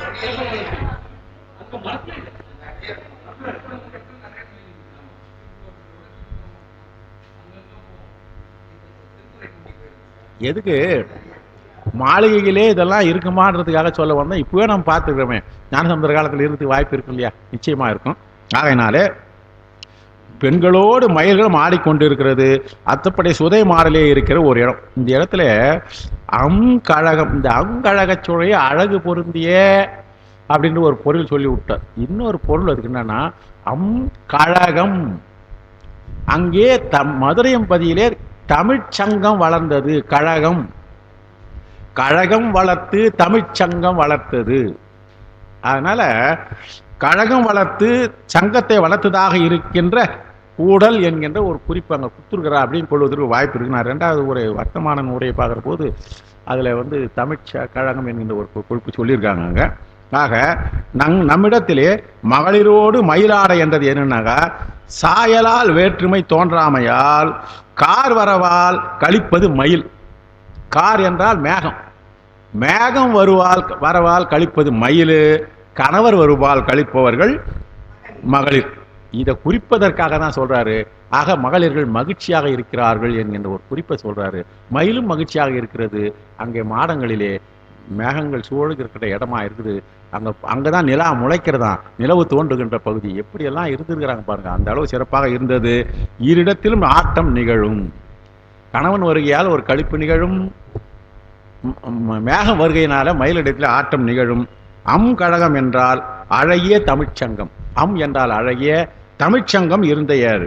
இது நங்கள் என்பது நங்களை, நம்மை, நாங்கள் என்று சொல்லலாம். நங்களை, நம்மை, நாங்கள் எப்படி ஒன்றால் 3 பொருள் இருக்குதுன்னா நங்கள், அந்த நங்கன் இருக்கு இல்லையா, நம்மை ஆண்டு கொண்டு இருக்கின்ற பெருமானே. ஒவ்வொரு இடத்துலையும் கொஞ்சம் கொஞ்சமாக அவருடைய செய்தியை வந்து டெவலப் பண்ணே போவார். தன்னரு மத்தமும் கூவிளமும் வெண்டலை மாலையும் தாங்கியார்க்கும் நன்னலரைய நல்லாருடைய நம்பெருமான் இது என்கொள் சொல்லாய். புண்ணியவானரும் மாதவரும் புகுந்துடன் ஏத்த புனையிழையார் அண்ணலின் பாடல் எடுக்கு கூடல் ஆலவாயின் கண் அமர்ந்தவாரே. பெண்கள் முதல்ல பெண்கள் சொன்னாரு, கணவனோடு கோயிலுக்கு போறான். அதை அப்படியே டெவலப் பண்ணி வர்றாரு பாருங்க. கணவனோடு போனாங்கன்னாங்க மயில் போன்ற சாயலுடைய பெண்கள் மயில்களை கூட ஆடி நிற்கிற மாடங்கள் உடையதாக இருந்து சொல்லின்னு வர்றாரு. இப்போ பெண்களுக்கு என்ன சொல்ல போறாங்க, இன்னும் கொஞ்சம் பெண்கள் அதிகமாக என்னெல்லாம் செய்கிறாங்கன்னு சொல்ல போறாரு. இப்போ முதல்ல வாங்க இங்கே நல்லாருக்கு வருவோம். தன்னரு மத்தமும் கூவிளமும். தன்னரு மத்தம் பிடிச்ச தன் நறு மத்தம், குளிர்ந்த மனம் வீசுகின்ற ஊமத்தம். தன் குளிர்ந்த, நறு என்றால் மனம் வீசுகின்ற, மத்தம் என்றால் ஊமத்தம்பு. குளிர்ந்த மனத்தை தருகின்றதாக இருக்கின்ற ஊமத்தம்பு. அதனால தான் இறைவனுக்கு உம்மத்த சேகரன் பேர். பெருமானுக்கு ஒரு பேர் இருக்குது, உன்மத்த சேகரன். உன்மத்தம் என்றால் ஊமத்தம்பு. அதை தன்னுடைய தலையிலே சேகரித்து வைத்துக் கொண்டிருக்கிற காரணத்தினால உன்மத்த சேகரன் என்கிற பெருமான ஒரு பேர் இருக்கிறது. இப்போ வந்து தன்னரு மத்தமும், ஆக தன்னரு மத்தமும் கூவிளம். கூவிளம் என்று நன்றா தெரியும், வில்வத்தை தான் கூவிளம் சொல்வார். கூவிளம் என்பது வில்வம், கூவிளங்காய். சங்க இலக்கியத்துக்கு நம்ம இதில் யாப்பருங்கலத்தில், யாப்பருங்கல் காரியில் கூவிளங்காய், கருவிளங்காய் அப்படின்னு சொல்லிட்டு இந்த பதங்கள் பிரிக்கிற போது வரும். ஆமாம், கருவிளம். அந்த கூவிளம் என்பது இங்கே வில்வக்காயை தான் குறிக்குது. அந்த காலத்தில் சிறப்பாக பேசப்பட்ட செய்தியெல்லாம் இறைவனோடு தொடர்புடைய செய்தி அதில் நிறைய வரும். ஆகையினால கூவிளம் என்பது இங்கே வில்வத்தை குறிக்கிறது. தன்னரு மத்தமும் ஆக தன்னரு மத்தமும் கூவிளமும், அதுக்கு மேல வெண்தலை மாலையும் தாங்கி. வெண்மையான தலை, நல்லா தெரியும், கையில கபாலத்தை ஏந்தி, தலையில என்ன வச்சிருக்கிறாரு, மத்தம் கூவிளம் வில்வம். அடுத்தது தாங்கியாகும் நன்னல் அறிய நல்லாருடையன்னு சொல்ற பாருங்க. இவையெல்லாம் பெருமான்கிட்ட இருக்கிறது. நல்ல தலைமாலை சூடி கொண்டிருக்கிறாரு, கையில கபாலம் வைத்து கொண்டதையும் சொல்லலாம். தலைமாலை, தலைக்கு தலைமாலை அணிந்ததென்னே. தலைக்கு தலைமாலை, கபாலங்களுடைய மண்டை ஓட்டு மாலையும் பெருமாள் அணிந்து கொண்டிருக்கிறார். அணிந்திருப்பதும் அணிந்திருக்கிற அணிகலங்கள் சொல்லிட்டார், 3 சொல்லிட்டாரு. மத்தம், கூவிளம், தலைமாலை. இது வாங்கி தாங்கின்னு யாருக்கும் நன்னல் அறிய நல்லாரு. என்னங்க இது? இப்போ உண்மையிலேயே நல்லாரிய போட்டு எல்லாருக்கும் டக்குன்னு போக முடியாது. யாருக்கும் நன்னல் அறிய நல்லாரு உண்மைதான். போனால் உடனேவே சாமியை பார்க்க முடியுது. அங்கே போன உடனே அந்த பரிகாரம் இந்த பரிகாரம் அங்கேயே நிறுத்திடுறோம். பஸ் எவ்வளோ தொலைவில் நிறுத்திடுறோம். அங்கேருந்து ஆட்டோக்காரங்கிட்ட சண்டை போட்டு போய் நன்னல் அறிய நல்லாரு. இது பிசிக்கலாக நம்ம பார்க்குற, ப்ராக்டிக்கலாக பார்க்குற கஷ்டம். அது இல்லை. நன்னல் அறிய நல்லாரு 3வது, அதாவது 7வது நூற்றாண்டிலே சொல்லலாமா ஞானசம்பந்தர்னா, நன்னல் அறிய நல்லாறு என்பது யாருக்கும் நன்னல் அறிய நல்லாறு என்பதற்கு ஒரு குறிப்பு கொடுக்குறாரு பாருங்க. எவருக்கும் அணுக முடியாத நல்லாறு என்றது எல்லோராலும் டக்குன்னு போக முடியாது நல்லாறுல. நல்லாருக்கு வந்து இங்க ஏன் இந்த மாதிரி நன்னல் அறிய நல்லாருன்னா, நலன் வர்றாரு இங்க சொல்றாரு. நலன் திருநள்ளாற்றுக்கு சுலபமாக வர முடியல. திருநள்ளாறு சென்று பெருமானை தரிசனம் செய்ய வேண்டும் என்றால் பெருமானுடைய திருவுருள் இருந்தால் தான் சொல்ல முடியும். நல்லா ஞாபகம் வச்சுங்க. போனோம் நினச்சின்னு இருப்போம், போக முடியாது. என்னென்னமோ சிக்கல் வந்து தடுக்கும். ஆனால் இங்கே நலனுடைய வரலாற்றை பேசுகிறார். எவருக்கும் அணுக முடியாத நல்லாறு என்றது. நலன் எப்படி வந்தான் இந்த இடத்துக்கு வரும்போது? திருநள்ளாறுல வந்து அவனுடைய நல வரலாறுனா ஒரு நீளமான வரலாறு.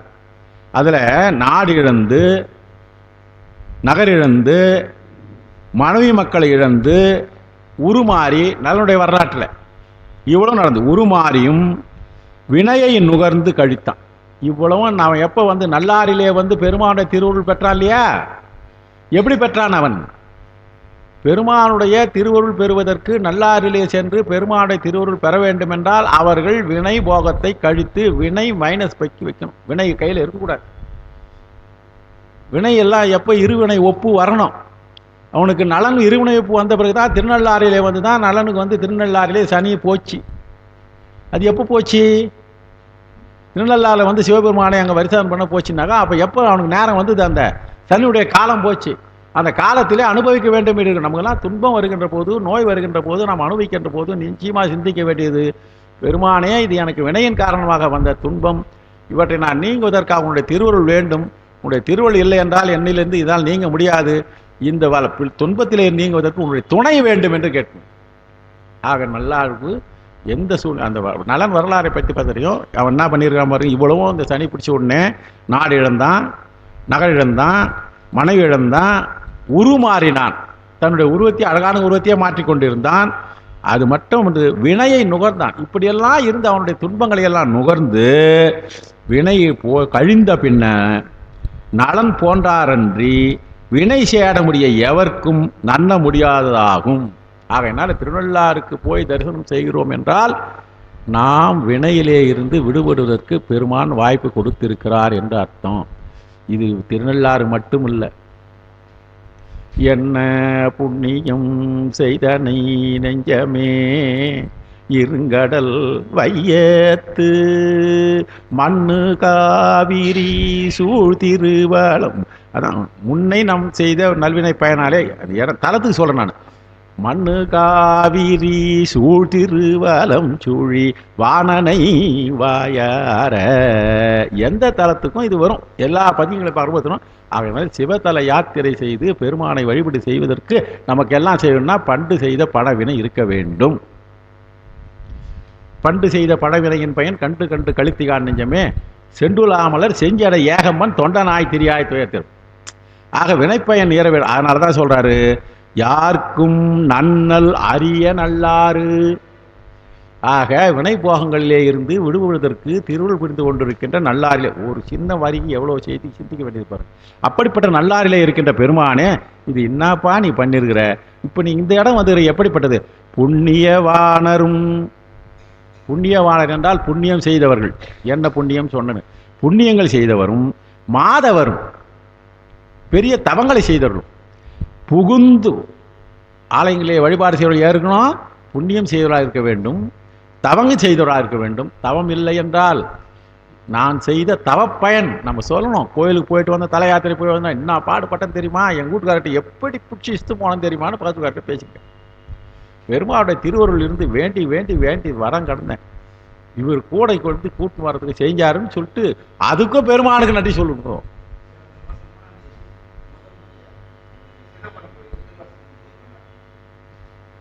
வாட்ஸ்அப்பில் வந்தது, வாட்ஸ்அப்பில் வந்தது இருக்கட்டும்.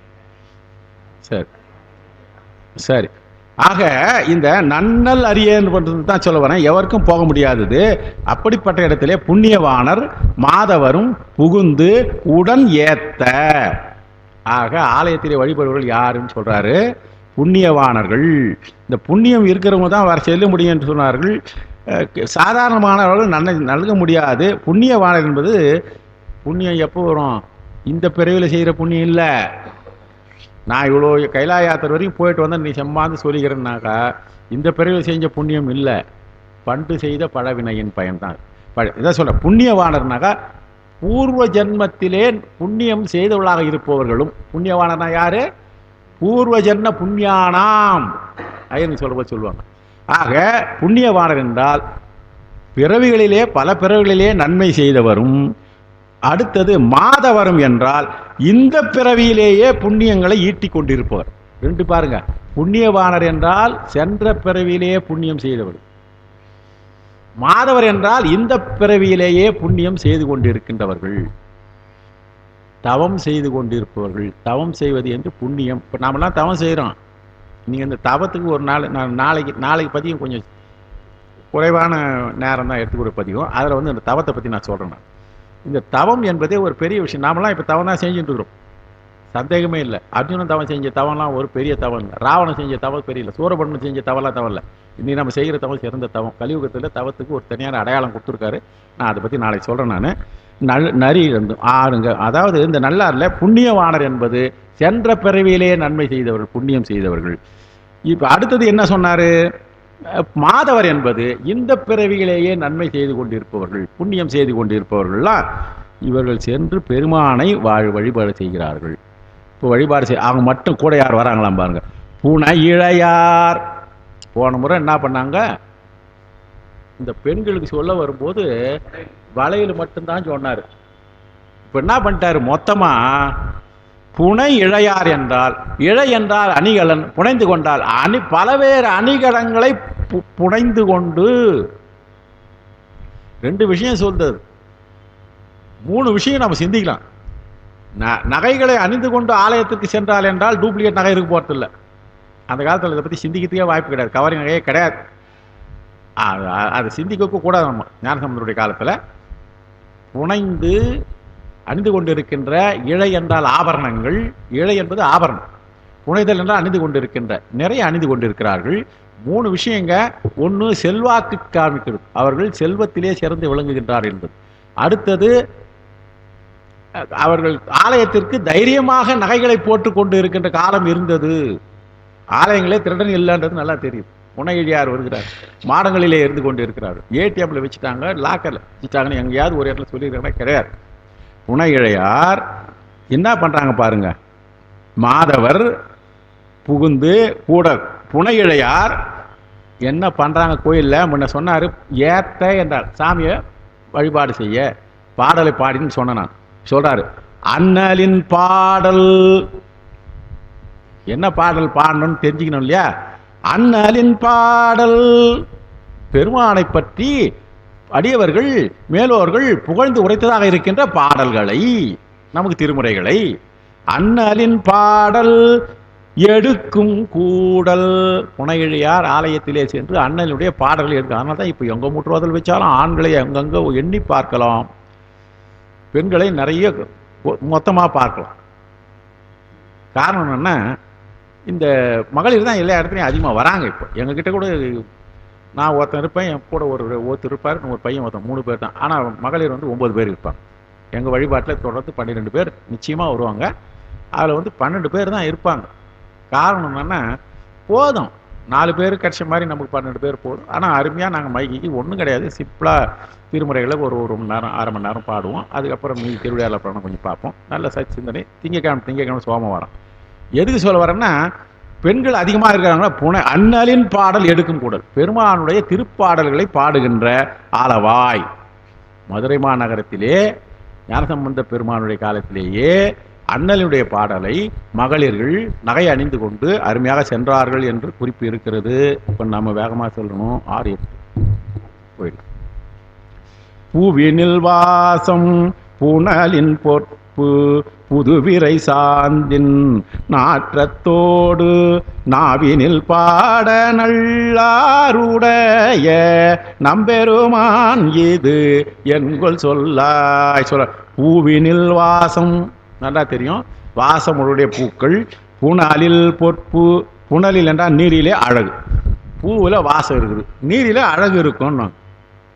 பூவினில் நாற்றம் நன்றா தெரியும். பூவினில் நாற்றம் நீ, தீயினில் தெரலும் நீ. தீயிலே வெம்மையாக இருப்பவனும் பூவினிலே வாசமாக இருப்பவனும் நீ தாண்டாப்பா அப்படின்னு சொல்லிட்டு பெருமானை சொல்லியிருக்கிறார். பரிபாடல்ல வருது. பூவினில் நாற்றமும் தீயினில் தெரல், தீயினில் தெரல் என்றால் அனலாக இருக்கின்ற பெருமானி. இங்க வந்து பூவினில் வாசம் புனலில் பொற்பும் புதுவிரை சாந்தின் நாற்றத்தோடு. பெருமான் அங்க எப்படி வீட்டு இருக்கிறாரா, நல்லா இல்ல. பூவினில் வாசமாக இருக்கிற பெருமான் உலகத்துல புனலிலே பொற்பு என்றால் தண்ணீரில அழகுன்னு சொல்றாருங்க. இந்த தண்ணீரில அழகு எப்படி வருதுன்னு பாருங்க.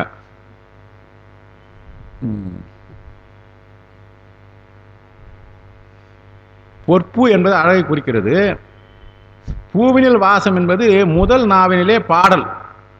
முதல் நாவினில் பாடல் என்பது வரை அழகு. என்ன பூவினுக்கு எது அழகு? பூ வாசனம். பூவினுக்கு அழகு. நாவினுக்கு அணிகலன்னு சொல்லுவாங்க. இது பூவினுக்கு அணிகலம் பொங்கு தாமரை, ஆவினுக்கு அணிகலன் அரணஞ்சாடுதல், ஓவினுக்கு அருங்கலன் கோட்டம் இல்லது, நாவினுக்கு அரங்கலன் நமச்சிவாயவையில் நமச்சிவாய் பதிக்கிறார். இங்க வந்து பூவின் வாசம் என்பது இங்க பூவினில வாசம், புனலிலே பொற்பு நீரிலே அழகு. அடுத்தது நாவினில் பாடல் என்பது நாவிலே என்ற பாடல் அவசியம். வீண் பேச்செல்லாம் பேசக்கூடாதுங்க, தேவையில்லாதெல்லாம் பேச. இப்போ நம்ம இவ்வளோ படிக்கிறோமே, 3 வரலாறு 4 வரலாறுலாம் படிக்கிறோமே, அடியார் பிறப்புகள் எங்கேயாவது போய் காலார நடந்துங்கன்னு வீண் கதை பேசி போனான்னு இருக்குதா? எங்கேயாவது ஒரு இடத்துல சேக்கிழார் ரொம்ப பக்குவமாக பேசின்னு பல விஷயங்கள் உள்ள நடந்திருக்கும். இப்போ நாளைக்கு இல்லை, இந்த முறை திருமுறைகளில் வருது. இந்த முறை திருமுறையில் வந்து நாவுக்கரசுடைய முதல் பாட்டு கூற்றாயினவாறு வருது. அதில் அவர் கல்யாணம் பண்ணிங்கன்னா அது பண்ணிங்கன்னா இது பண்ணிங்கன்னு சொல்கிறாரு. நான் அதெல்லாம் இருந்தேன், அதெல்லாம் அனுபவிச்சேன்னு சொல்கிறாரு. அதெல்லாம் இருந்ததா இல்லையா? 81 வயசு அவர் வாழ்ந்துருக்கிறாரு. அதில் ஒரு திருமணம் செய்து கொண்டாரா, பிள்ளை பேர் எடுத்துக்கிறாரா, என்ன ஏது இதெல்லாம் இருந்துதான்றதை பற்றி ஒரு பெரிய ஆராய்ச்சியே அது வந்து நாளைக்கு வரும்போது இந்த மாதிரி ஞாயிற்றுக்கிழமை கிளாஸ் நமக்கு நினைக்கிறேன். அதெல்லாம் இருந்தது, அது இருந்திருக்கலாம், எல்லாமே இருந்திருக்கலாம். சேர்க்கிறாரு. இதெல்லாம் நமக்கு தேவையே இல்லை.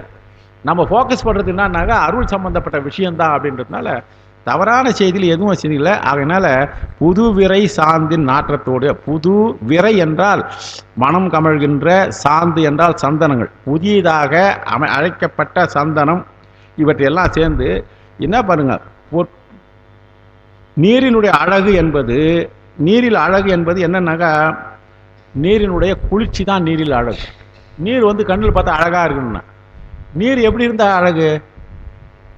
நல்லா இருக்கு, தண்ணி நல்லா இருக்குப்பானாக்கா குளிர்ச்சியா இருந்தால் தான். அதுதான் அந்த நீரில் இந்த குளிப்பை வச்சிருந்தா அதுதான் பொற்பினால் அழகு. அப்படிப்பட்ட இருக்கின்ற புது விரை சாந்து, புதியதாக, புது விரை சாந்து என்றால் புதியதாக அரைத்தது, புதுதாக, ஓல்டு இல்லை, புதியதாக அரைத்தது. நம்ம எப்பவுமே கட்டி கட்டியாக வச்சுக்கிட்டு போட்டு தண்ணி ஊற்றி கரைச்சிக்கிறோம். புது விரை புதியதாக அமைந்த, அது கூட புது விரைன்னு ஒரு சொல் கொடுக்குறா பாருங்க. புதியதாக இருந்த சாந்து, சாந்து சொல்லிட்டாரு. விரை சாந்து என்றால் சாந்தனம், சந்தனம் மணப்பதற்காக 8 வகையான மணப்பொருள்களை கூட்டுகிறார்கள். உரையாசிரியர் சொல்லிடுற, சந்தனம் மணப்பதற்காக 8 விதமான இயற்கை பொருள்களை அதனுடைய சேர்க்கிறார்கள். சந்தனம் மணக்கும் என்று சொல்கிறார்கள். சும்மா சந்தனம் மணக்குனா சாதாரணமே சந்தனம் மணக்கும். ஆனால் இந்த 8 வகையான பொருள் கூட்டப்பட்ட சந்தனத்துக்கு புது விரை சாந்து என்கின்ற ஒரு குறிப்பு கொடுக்கிறார். ஆக நாவினில் பாட அத்த நாற்றத்தோடு நாவினில் பாட, நல்லாரிலே இருப்பவர்களெல்லாம் அடியார்கள் எல்லாம் நாவினாலே புண்ணுடைய புழை பாடிக்கொண்டிருக்கிறார்கள். ஆக அந்த இடத்துக்கு எத்தனை சென்மி சொல்றார் பாருங்க. இவ்வளவு என்ன சரிங்களா? இதுல பார்த்தா பூவினில் வாசம், புனலில் பொற்பு, புதுவிரை சாந்து, நாற்றம் என்று சொல்லியிருக்கிறார். இவளை இந்த மூணுமே நம்முடைய இந்த பூவில் வந்து அழகு இருக்குது. பூவில் நாற்றம் வாசனை எது கொடுக்குது? அது அனுபவிக்கிறது எது? மூக்கு. புனலில் பொற்பு, உடம்பு தான் அனுபவிக்கணும் குளிர்ச்சி. இந்த அதாவது புது விரை சாந்து, சாந்தத்தினுடைய வாசனை இது. ஆகையினால புலன்களுக்கு இனிமையை பயக்கிறதாக இருக்கின்ற பொருள்களோடு அமைந்திருக்கிறாய் பெருமானே. இந்த தன்மைகள்லாம் நமக்கு இனிமை பயக்கிற தன்மையெல்லாம் எல்லாம் பெருமான் இருக்கிறார், பெருமான் இருக்கிறாருன்னு அப்படின்ற ஒரு தன்மை கொடுத்து கொண்டு இருக்கிற பெருமானே, அங்கே இருக்கிறவர்களெல்லாம் உன்னை நாவினில் பாடல்களோடு என்னை பாடிக்கொண்டிருக்கிறார்கள். அந்த பெருமானே இது என்ன சொல்லாய்? இப்போ அடுத்தது இங்கே வர மதுரைக்கு பாருங்க. தேவர்கள், தானவர், சித்தர், விச்சாதரர் கணத்தோடும் சிறந்து பெருமானை வணங்குவதற்காக மதுரை என்பதுக்கு யார் யார் வராங்க? தேவர், தானவர், சித்தர், விச்சாதரர் கணத்தோடு வருகிறார்கள், சிறந்து வருகிறார்கள், பொங்கி வருகிறார்கள். வந்து என்ன பண்றாங்களாம்? பெருமானுக்கு ஆவினில் 5 உகந்து ஆட்டுகின்றார்கள். ஆவினில் 5 என்பால் சொன்ன பசுவிலே இன்று கிடைக்கின்ற 5 பெருமானுக்கு முழுப்பு செய்கின்ற பொருள்கள் நன்றா தெரியும். ஆவினில் 5 உகந்து ஆட்டுகின்ற கூடல். ஆக கூடலிலே எவர்களெல்லாம் வழிபாடு செய்கிறார்கள் என்கின்ற ஒரு அருமையான செய்தியை சொல்லியிருக்கிறார்கள். இவர்களெல்லாம் கூடலிலே வழிபாடு செய்கிற ஒரு தன்மை, அந்த தன்மையுடைய வழிபாட்டில் எவ்வளோ செய்தி. ஒவ்வொரு பாடலையும் 2 வரி 2 வரினாலும் எவ்வளவு செய்திகள் கொடுக்குறோம். இதில் நம்ம வந்து இப்போ இதெல்லாம் சிலபஸ் வைக்கல. ஒரு பதிகத்தை கொடுத்துட்டாக்கா, ஒரு அனோட்டேஷன் கொடுத்து பசங்களுக்கு எத்தனை கேள்வி கேட்கலாம் பாருங்க. நகரத்தினுடைய செல்வாக்கை குறிப்பதற்காக குறிக்கின்ற தொடர்களை எழுதுக. இந்த ஒரு பாட்டை வச்சு கொஸ்டின் கொடுனா ஒரு 10 கொஸ்டின் கேட்கலாம். எவ்வளோ தெளிவாக பிள்ளைங்க புரிஞ்சுக்குவாங்க. நீ ஒன்றுமே இல்லை, புத்தகம் எடுத்து பார்த்தா கஷ்டமாக இருக்குது. சரி, அடுத்தது செம்பொன்சை மாலையும் வாசிகையும் திருந்து புகையும் அவியும் பாட்டும் நம்பும் பெருமை நல்லாருடைய நம்பெருமான் இது என்கொள் சொல்லாய். நல்லா என்ன சொல்ற?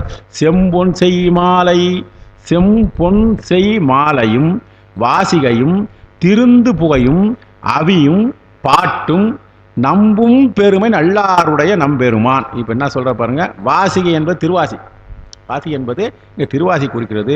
அவி என்பது இங்கே பாருங்க, அவி என்பது நைவேத்தியம். பெருமானுக்கு அவிப்பாகம், அவிப்பாகம் கொடுத்தார். அவிர்பாகம், அவிர்பாகம் என்று சொல்வார்கள். நைவேத்தியமாக கொடுக்குறது ஆகுதியாக, ஆகுதின்னு சொல்லுவாங்க. அதை அவிரும் அவியும் நைவேத்தியம். பாட்டு, இங்கே என்ன பாட்டு பெருமானுக்குன்ற அவரை தோத்தரித்து பாடுகின்ற பாட்டும். நம்பும் பெருமை என்பது இங்கே நம்பும் பெருமை கொடுத்துருக்காங்க பார்த்தீங்களா? இந்த நம்பும் பெருமைன்னா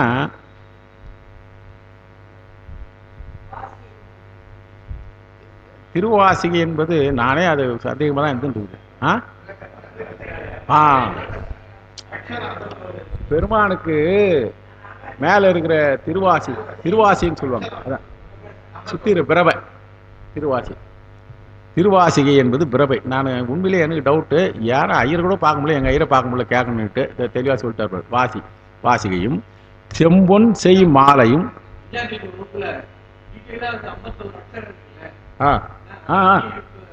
அந்த இதுல பெருமானுக்கு அது திருவாசி என்பது திருவாசி.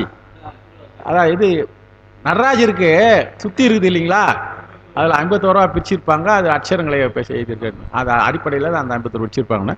செம்பொன் செய் மாலையும் வாசிகையும் திருந்து புகையும் நன்றா தெரியும். நன்றாக மனமுடைய புகை என்றால் தூபம், அவியும் பெருமானுக்கு நைவேத்தியமும், அதுவும் கூட பாட்டும் பாடல்களையாலும் நம்பும் பெருமை நல்லாருடைய என்றால் இந்த நம்பும் பெருமை நல்லாருன்றது ஒரு முக்கியமான குறிப்புங்க.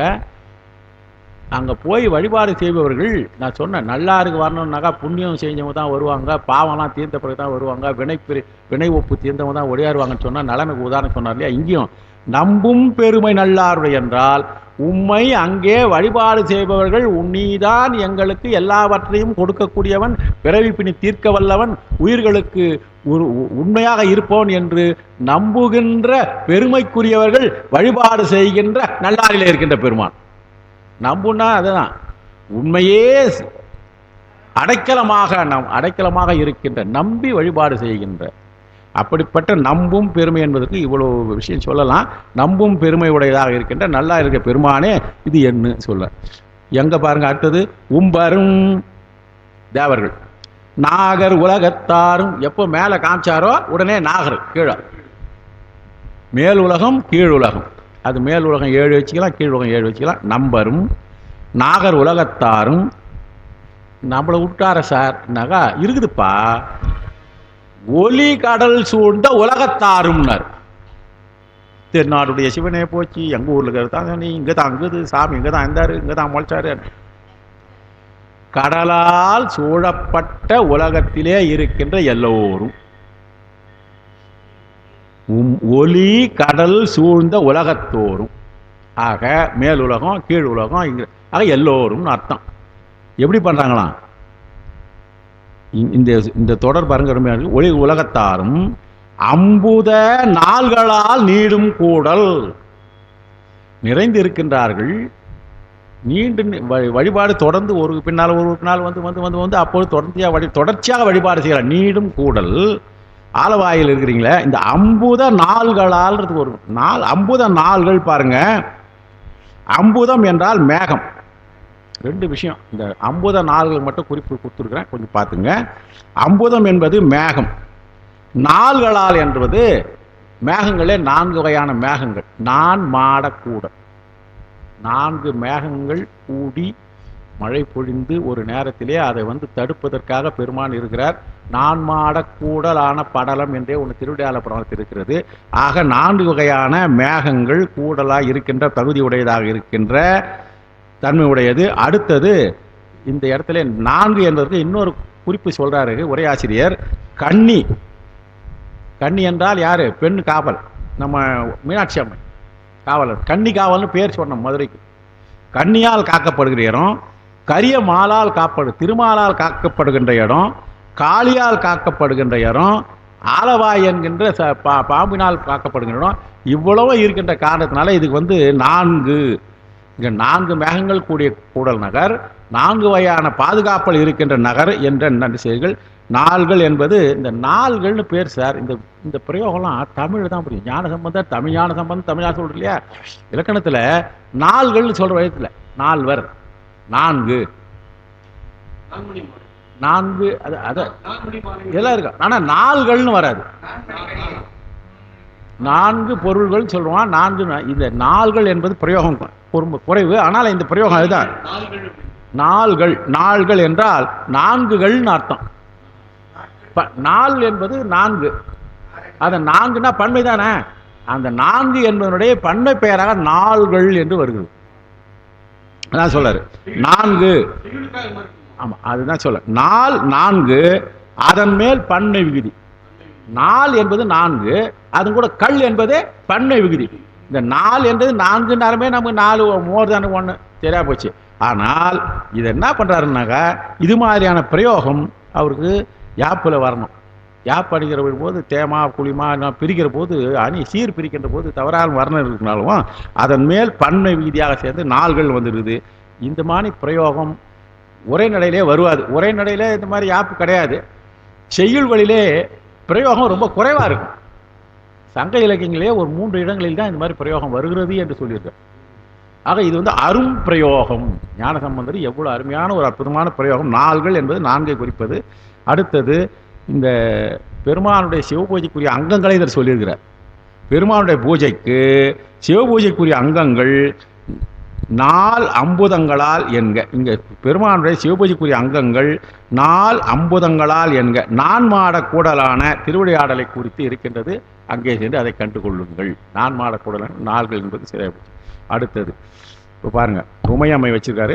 பாகமும் தேவியை வைத்து கொண்டு பைவிரி துத்தி பரிய பேழ்வாய் நாகமும் பூண்ட நல்லாருடைய நம்பெருமான் இது என்கொள் சொல்லாய்.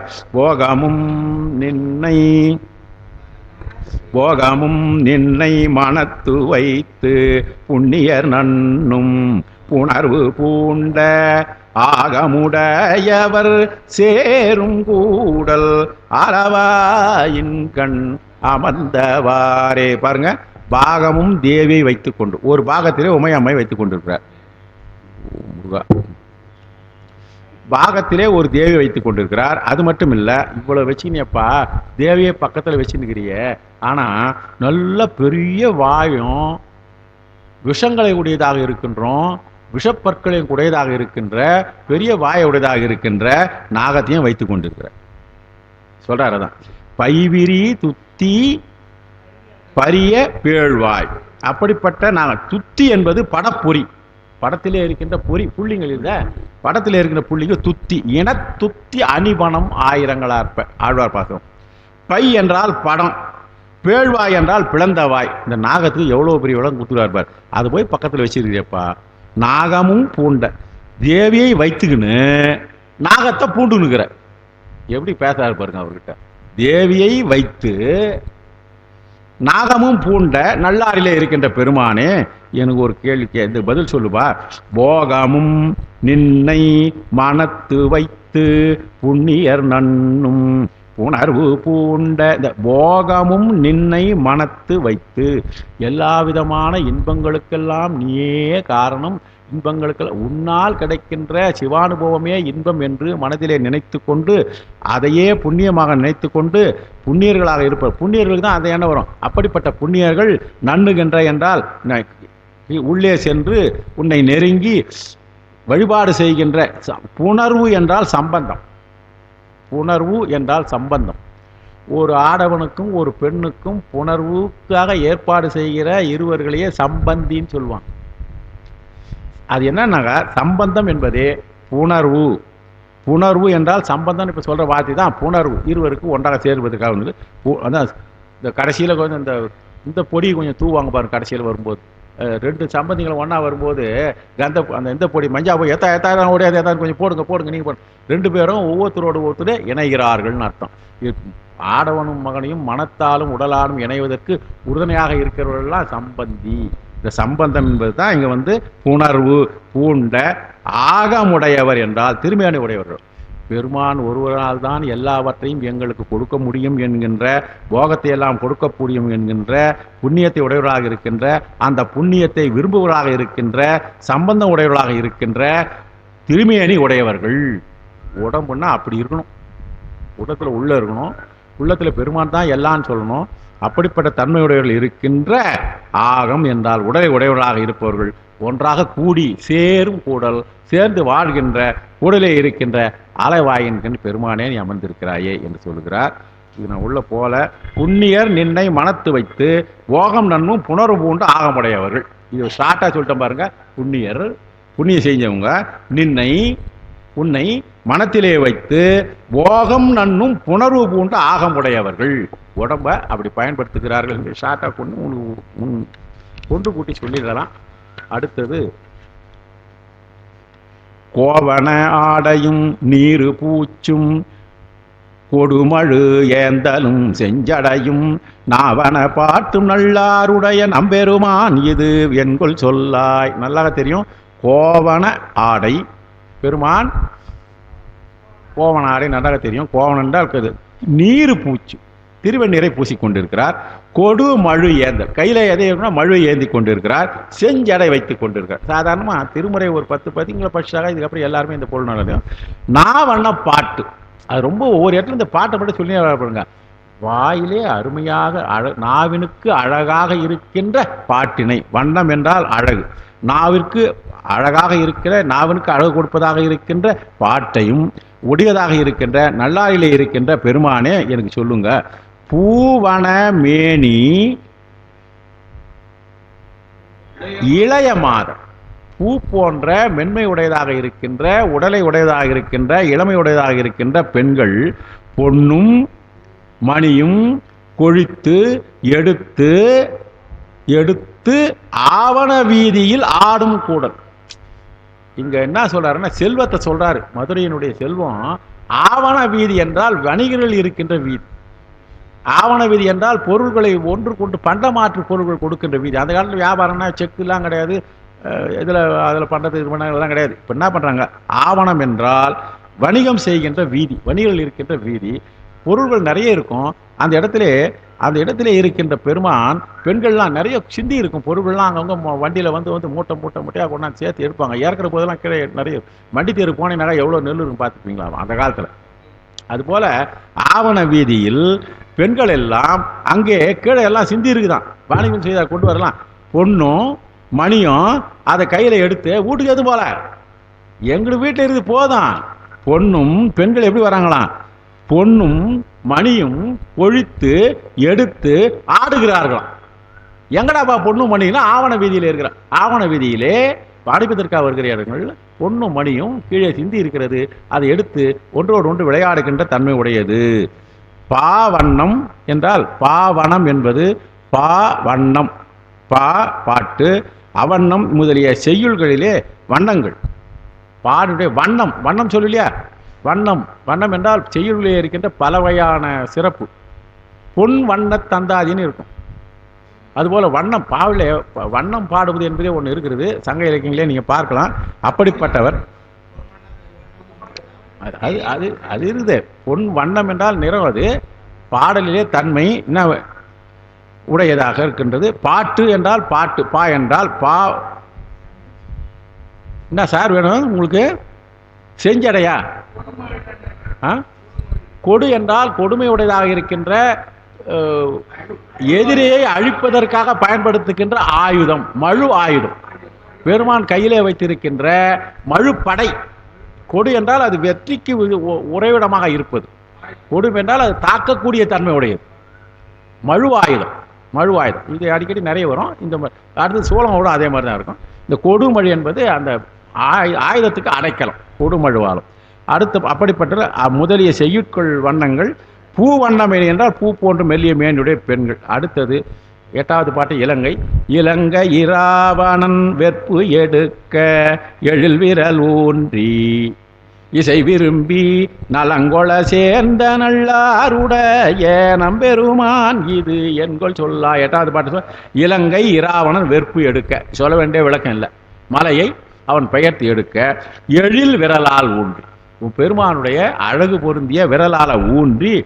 சரி, அது முதல்ல சொன்ன நிகிரகம் பண்ணார். இப்போ அவருக்கு அனுகிரகம் பண்ண போறாரு. இசை விரும்பி நலங்கொள சேர்ந்த. முதல்ல அவனை ரொம்ப தொண்டை கூட்டுறாரு. இந்த பின்னால நாளை பதியத்தில் வருதுன்னு நினைக்கிறேன். 10 தலையும் ரொம்ப கஷ்டப்பாடுமே வச்சானா அலற வரி வச்சுட்டாருன்னு சொல்லிட்டு வரும். அதனால நலங்கொள சேர்ந்த முதல்ல என்ன பண்ணாரு? நிகிரகம் செஞ்சாரு. அடுத்தது அவன் அனுகிரகம் பண்றார். இந்த நிகிரகம் என்பது விரலால் ஊன்றியது, அனுகிரகம் என்பது நலங்கொள சேர்ந்தவராக. அப்படிப்பட்ட நல்லாருடைய பெருமானே எனக்கு சொல்லு. புலன்களை செற்று அடியார்கள் எப்படி இருக்கணும்னு கொஞ்சம் கொஞ்சமாக சொல்லின்னு வர்றார். உடலில் எப்படி இருக்கணும், தன்மை உடையலாக இருக்கணும், பெருமானை நம்புகிறோம்னா என்னன்னா அதுக்கு வழி என்ன சார்? சொல்லவே இல்லையே. சித்தர்கள், ஞானிகள், அடியவர்கள், புண்ணியம் செஞ்சவர்கள் அதெல்லாம் என்ன வழின்னாக்கா புலன்களை செற்று பொறியை நீக்கி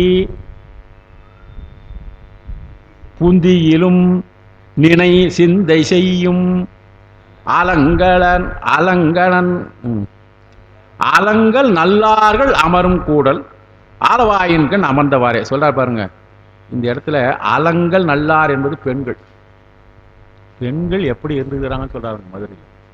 புலன்களை செற்று பொறியை நீக்கி, இந்த பொறிகள் என்பது என்ன பண்ணணும்னா, பொறிகள் நம்ம கண்ணுக்கு தெரியாது, அது புலன்கள் தான் கண்ணுக்கு தெரியும். கண்ணு, மெய், வாய், கண், அது அதனுடைய செயல்.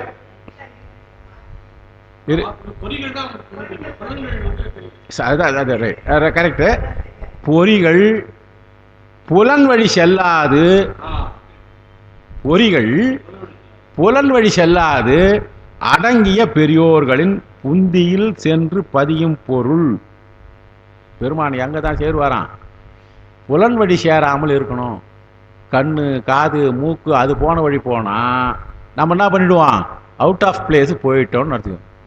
அவுட் ஆஃப் பிளேஸில் போனாக்கா லெஃப்டில் போயினே வந்து, அதாவது கீப் லெஃப்ட்டுன்றான்.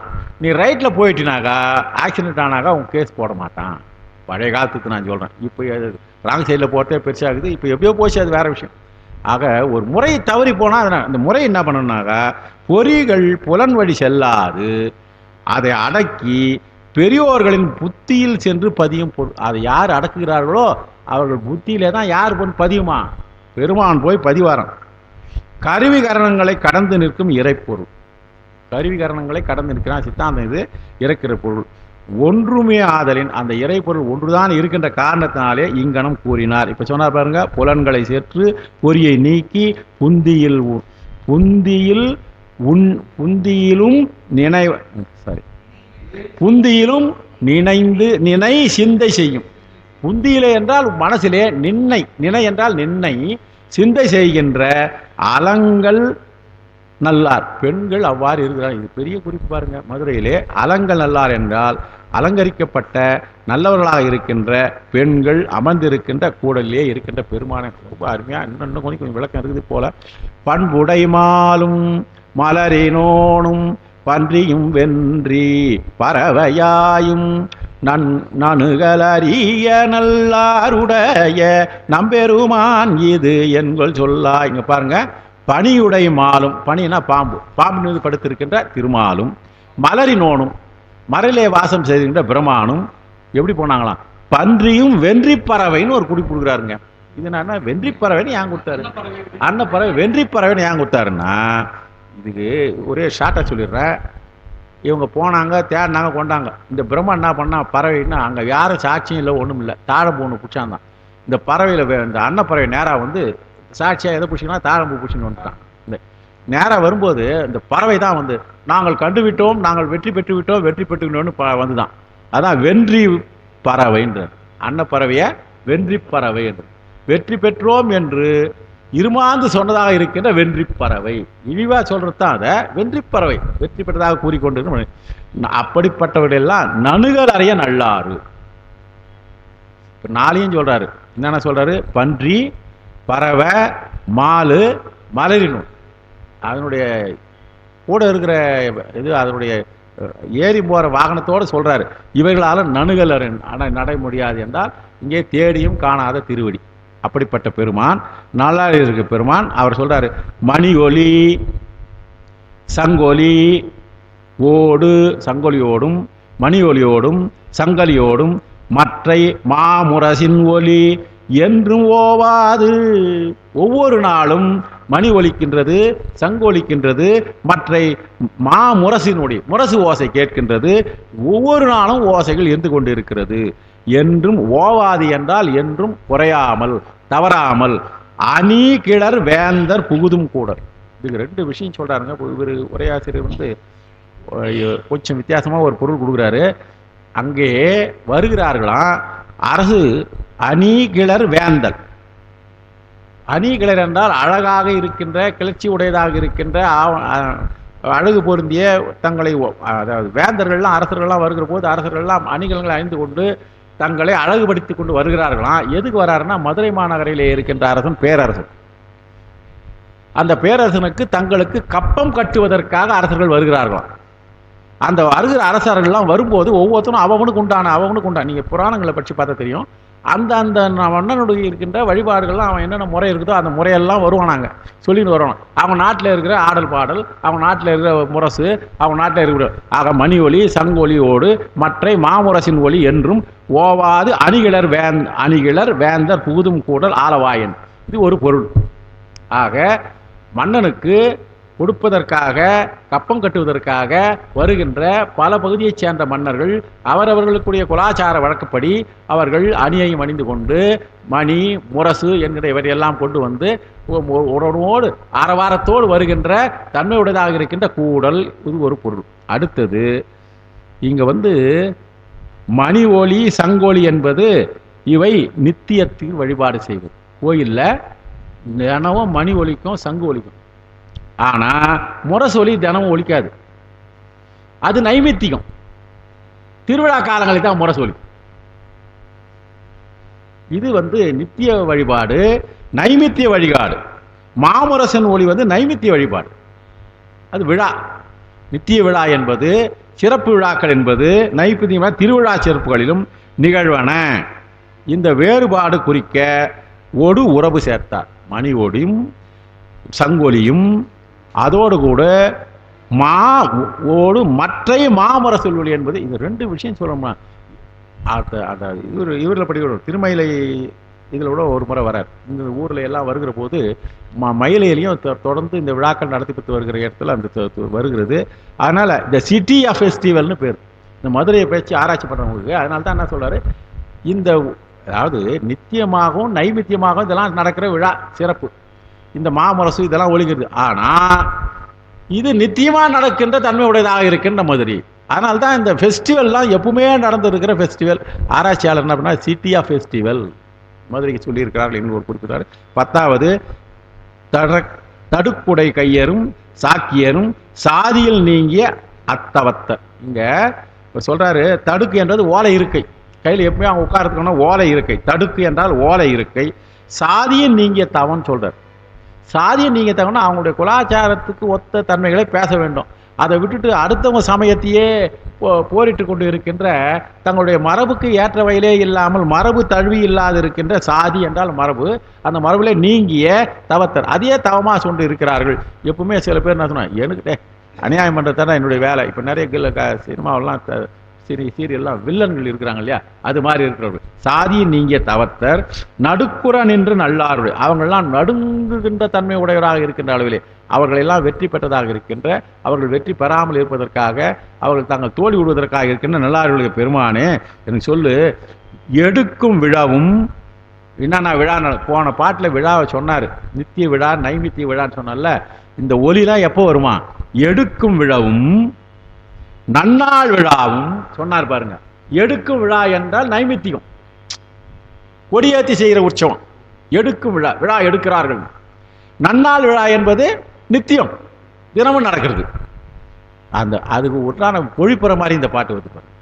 நன்னாள் விழாவும் இடும் பலி இன்பினோடு எத்தி செய்யும். பலியிடுதல், யாகங்களிலே பலியிடுதல். பலியிடுனா இங்கே பலி என்ற உடனே நம்ம சைவத்தில் பலி என்றால் அதை போட்டால் இதை பண்ண ஒரு எலுமிச்சம்பழம் அது பூசணிக்காக கூட கொடுக்கூடாதுன்னு நம்ம இவர் சொல்லுவார். தமிழ் வழியில் பூஜை செய்வதற்காக ஒரு எஸ்ஆர்எம் நடத்திட்டு இருக்காரு, அவர் பேர் சத்தியவேல் முருகனார். அந்த பூசணிக்காய் கூட பலி கொடுக்காங்கன்னு நம்ம சொல்லுவார். அதுவே சொல்லுவார், அமாவாசைக்கு பூசணிக்காய் உடைக்கிறத விட அதெல்லாம் இப்போ ஆகிப்போச்சுங்க. எங்கள் அப்பா பூசணிக்காய் உடைக்கூடாதுன்னு தான் சொல்லுவார். அதெல்லாம் இது அடுக்கும் பெருமை சேர் மாட, அதாவது என்ன சொல்லலாம், இடும் பலி இன்பினோடு பலியிடுதல் என்கின்ற விழாவிலே இதெல்லாம் முக்கியமா. அமணரும் அனல்வாத நிகழ்ச்சியில் குறிப்பு பலி இன்பு பலவும் என்றால் பலியிடுதல் மகிழ்ச்சியான செயல் பலவும் விழாவினுடைய அங்கம். இதெல்லாம் விழாவிலே இவைகள்லாம் செய்கிற அவிப்பலின்னு சொல்லுவாங்க. பார்த்தீங்களா, கும்பாபிஷேகத்துக்கு அந்த லிஸ்ட்டை போடுவாங்களா ஐயர், அதனால பலின்னு வருவாங்க. அந்த இடத்துல அவிப்பலின்னு பேர். அது கட் பண்ணுறாங்கன்னு ஒன்றும் கிடையாது. அதனால் அதெல்லாம் விழாவினுடைய முக்கிய பகுதிகள். நான் சொன்னேன்னா நாள் விழா, எடுக்கின்ற விழான்னு 2 விழா தனித்தனியாக சொல்லிட்டாரு. அப்படி பண்ணுற பகுதி பலி விழா பாடல் செய்ய பங்குனி உத்திர நாள் மயிலை தேவாரத்தில். அந்த பலி என்பதை ஞானசம்பந்தர் மயிலை தேவாரத்தில் பனி, அதாவது பலி விழா பாடல் செய் பங்குனி உத்திர நாள். இதே சம்பந்தோடைய தேவாரத்தில் வருது. மயிலை தேவாரத்தில் காணாதே போதியோ பூம்பாவை பதிகத்தில் வருது.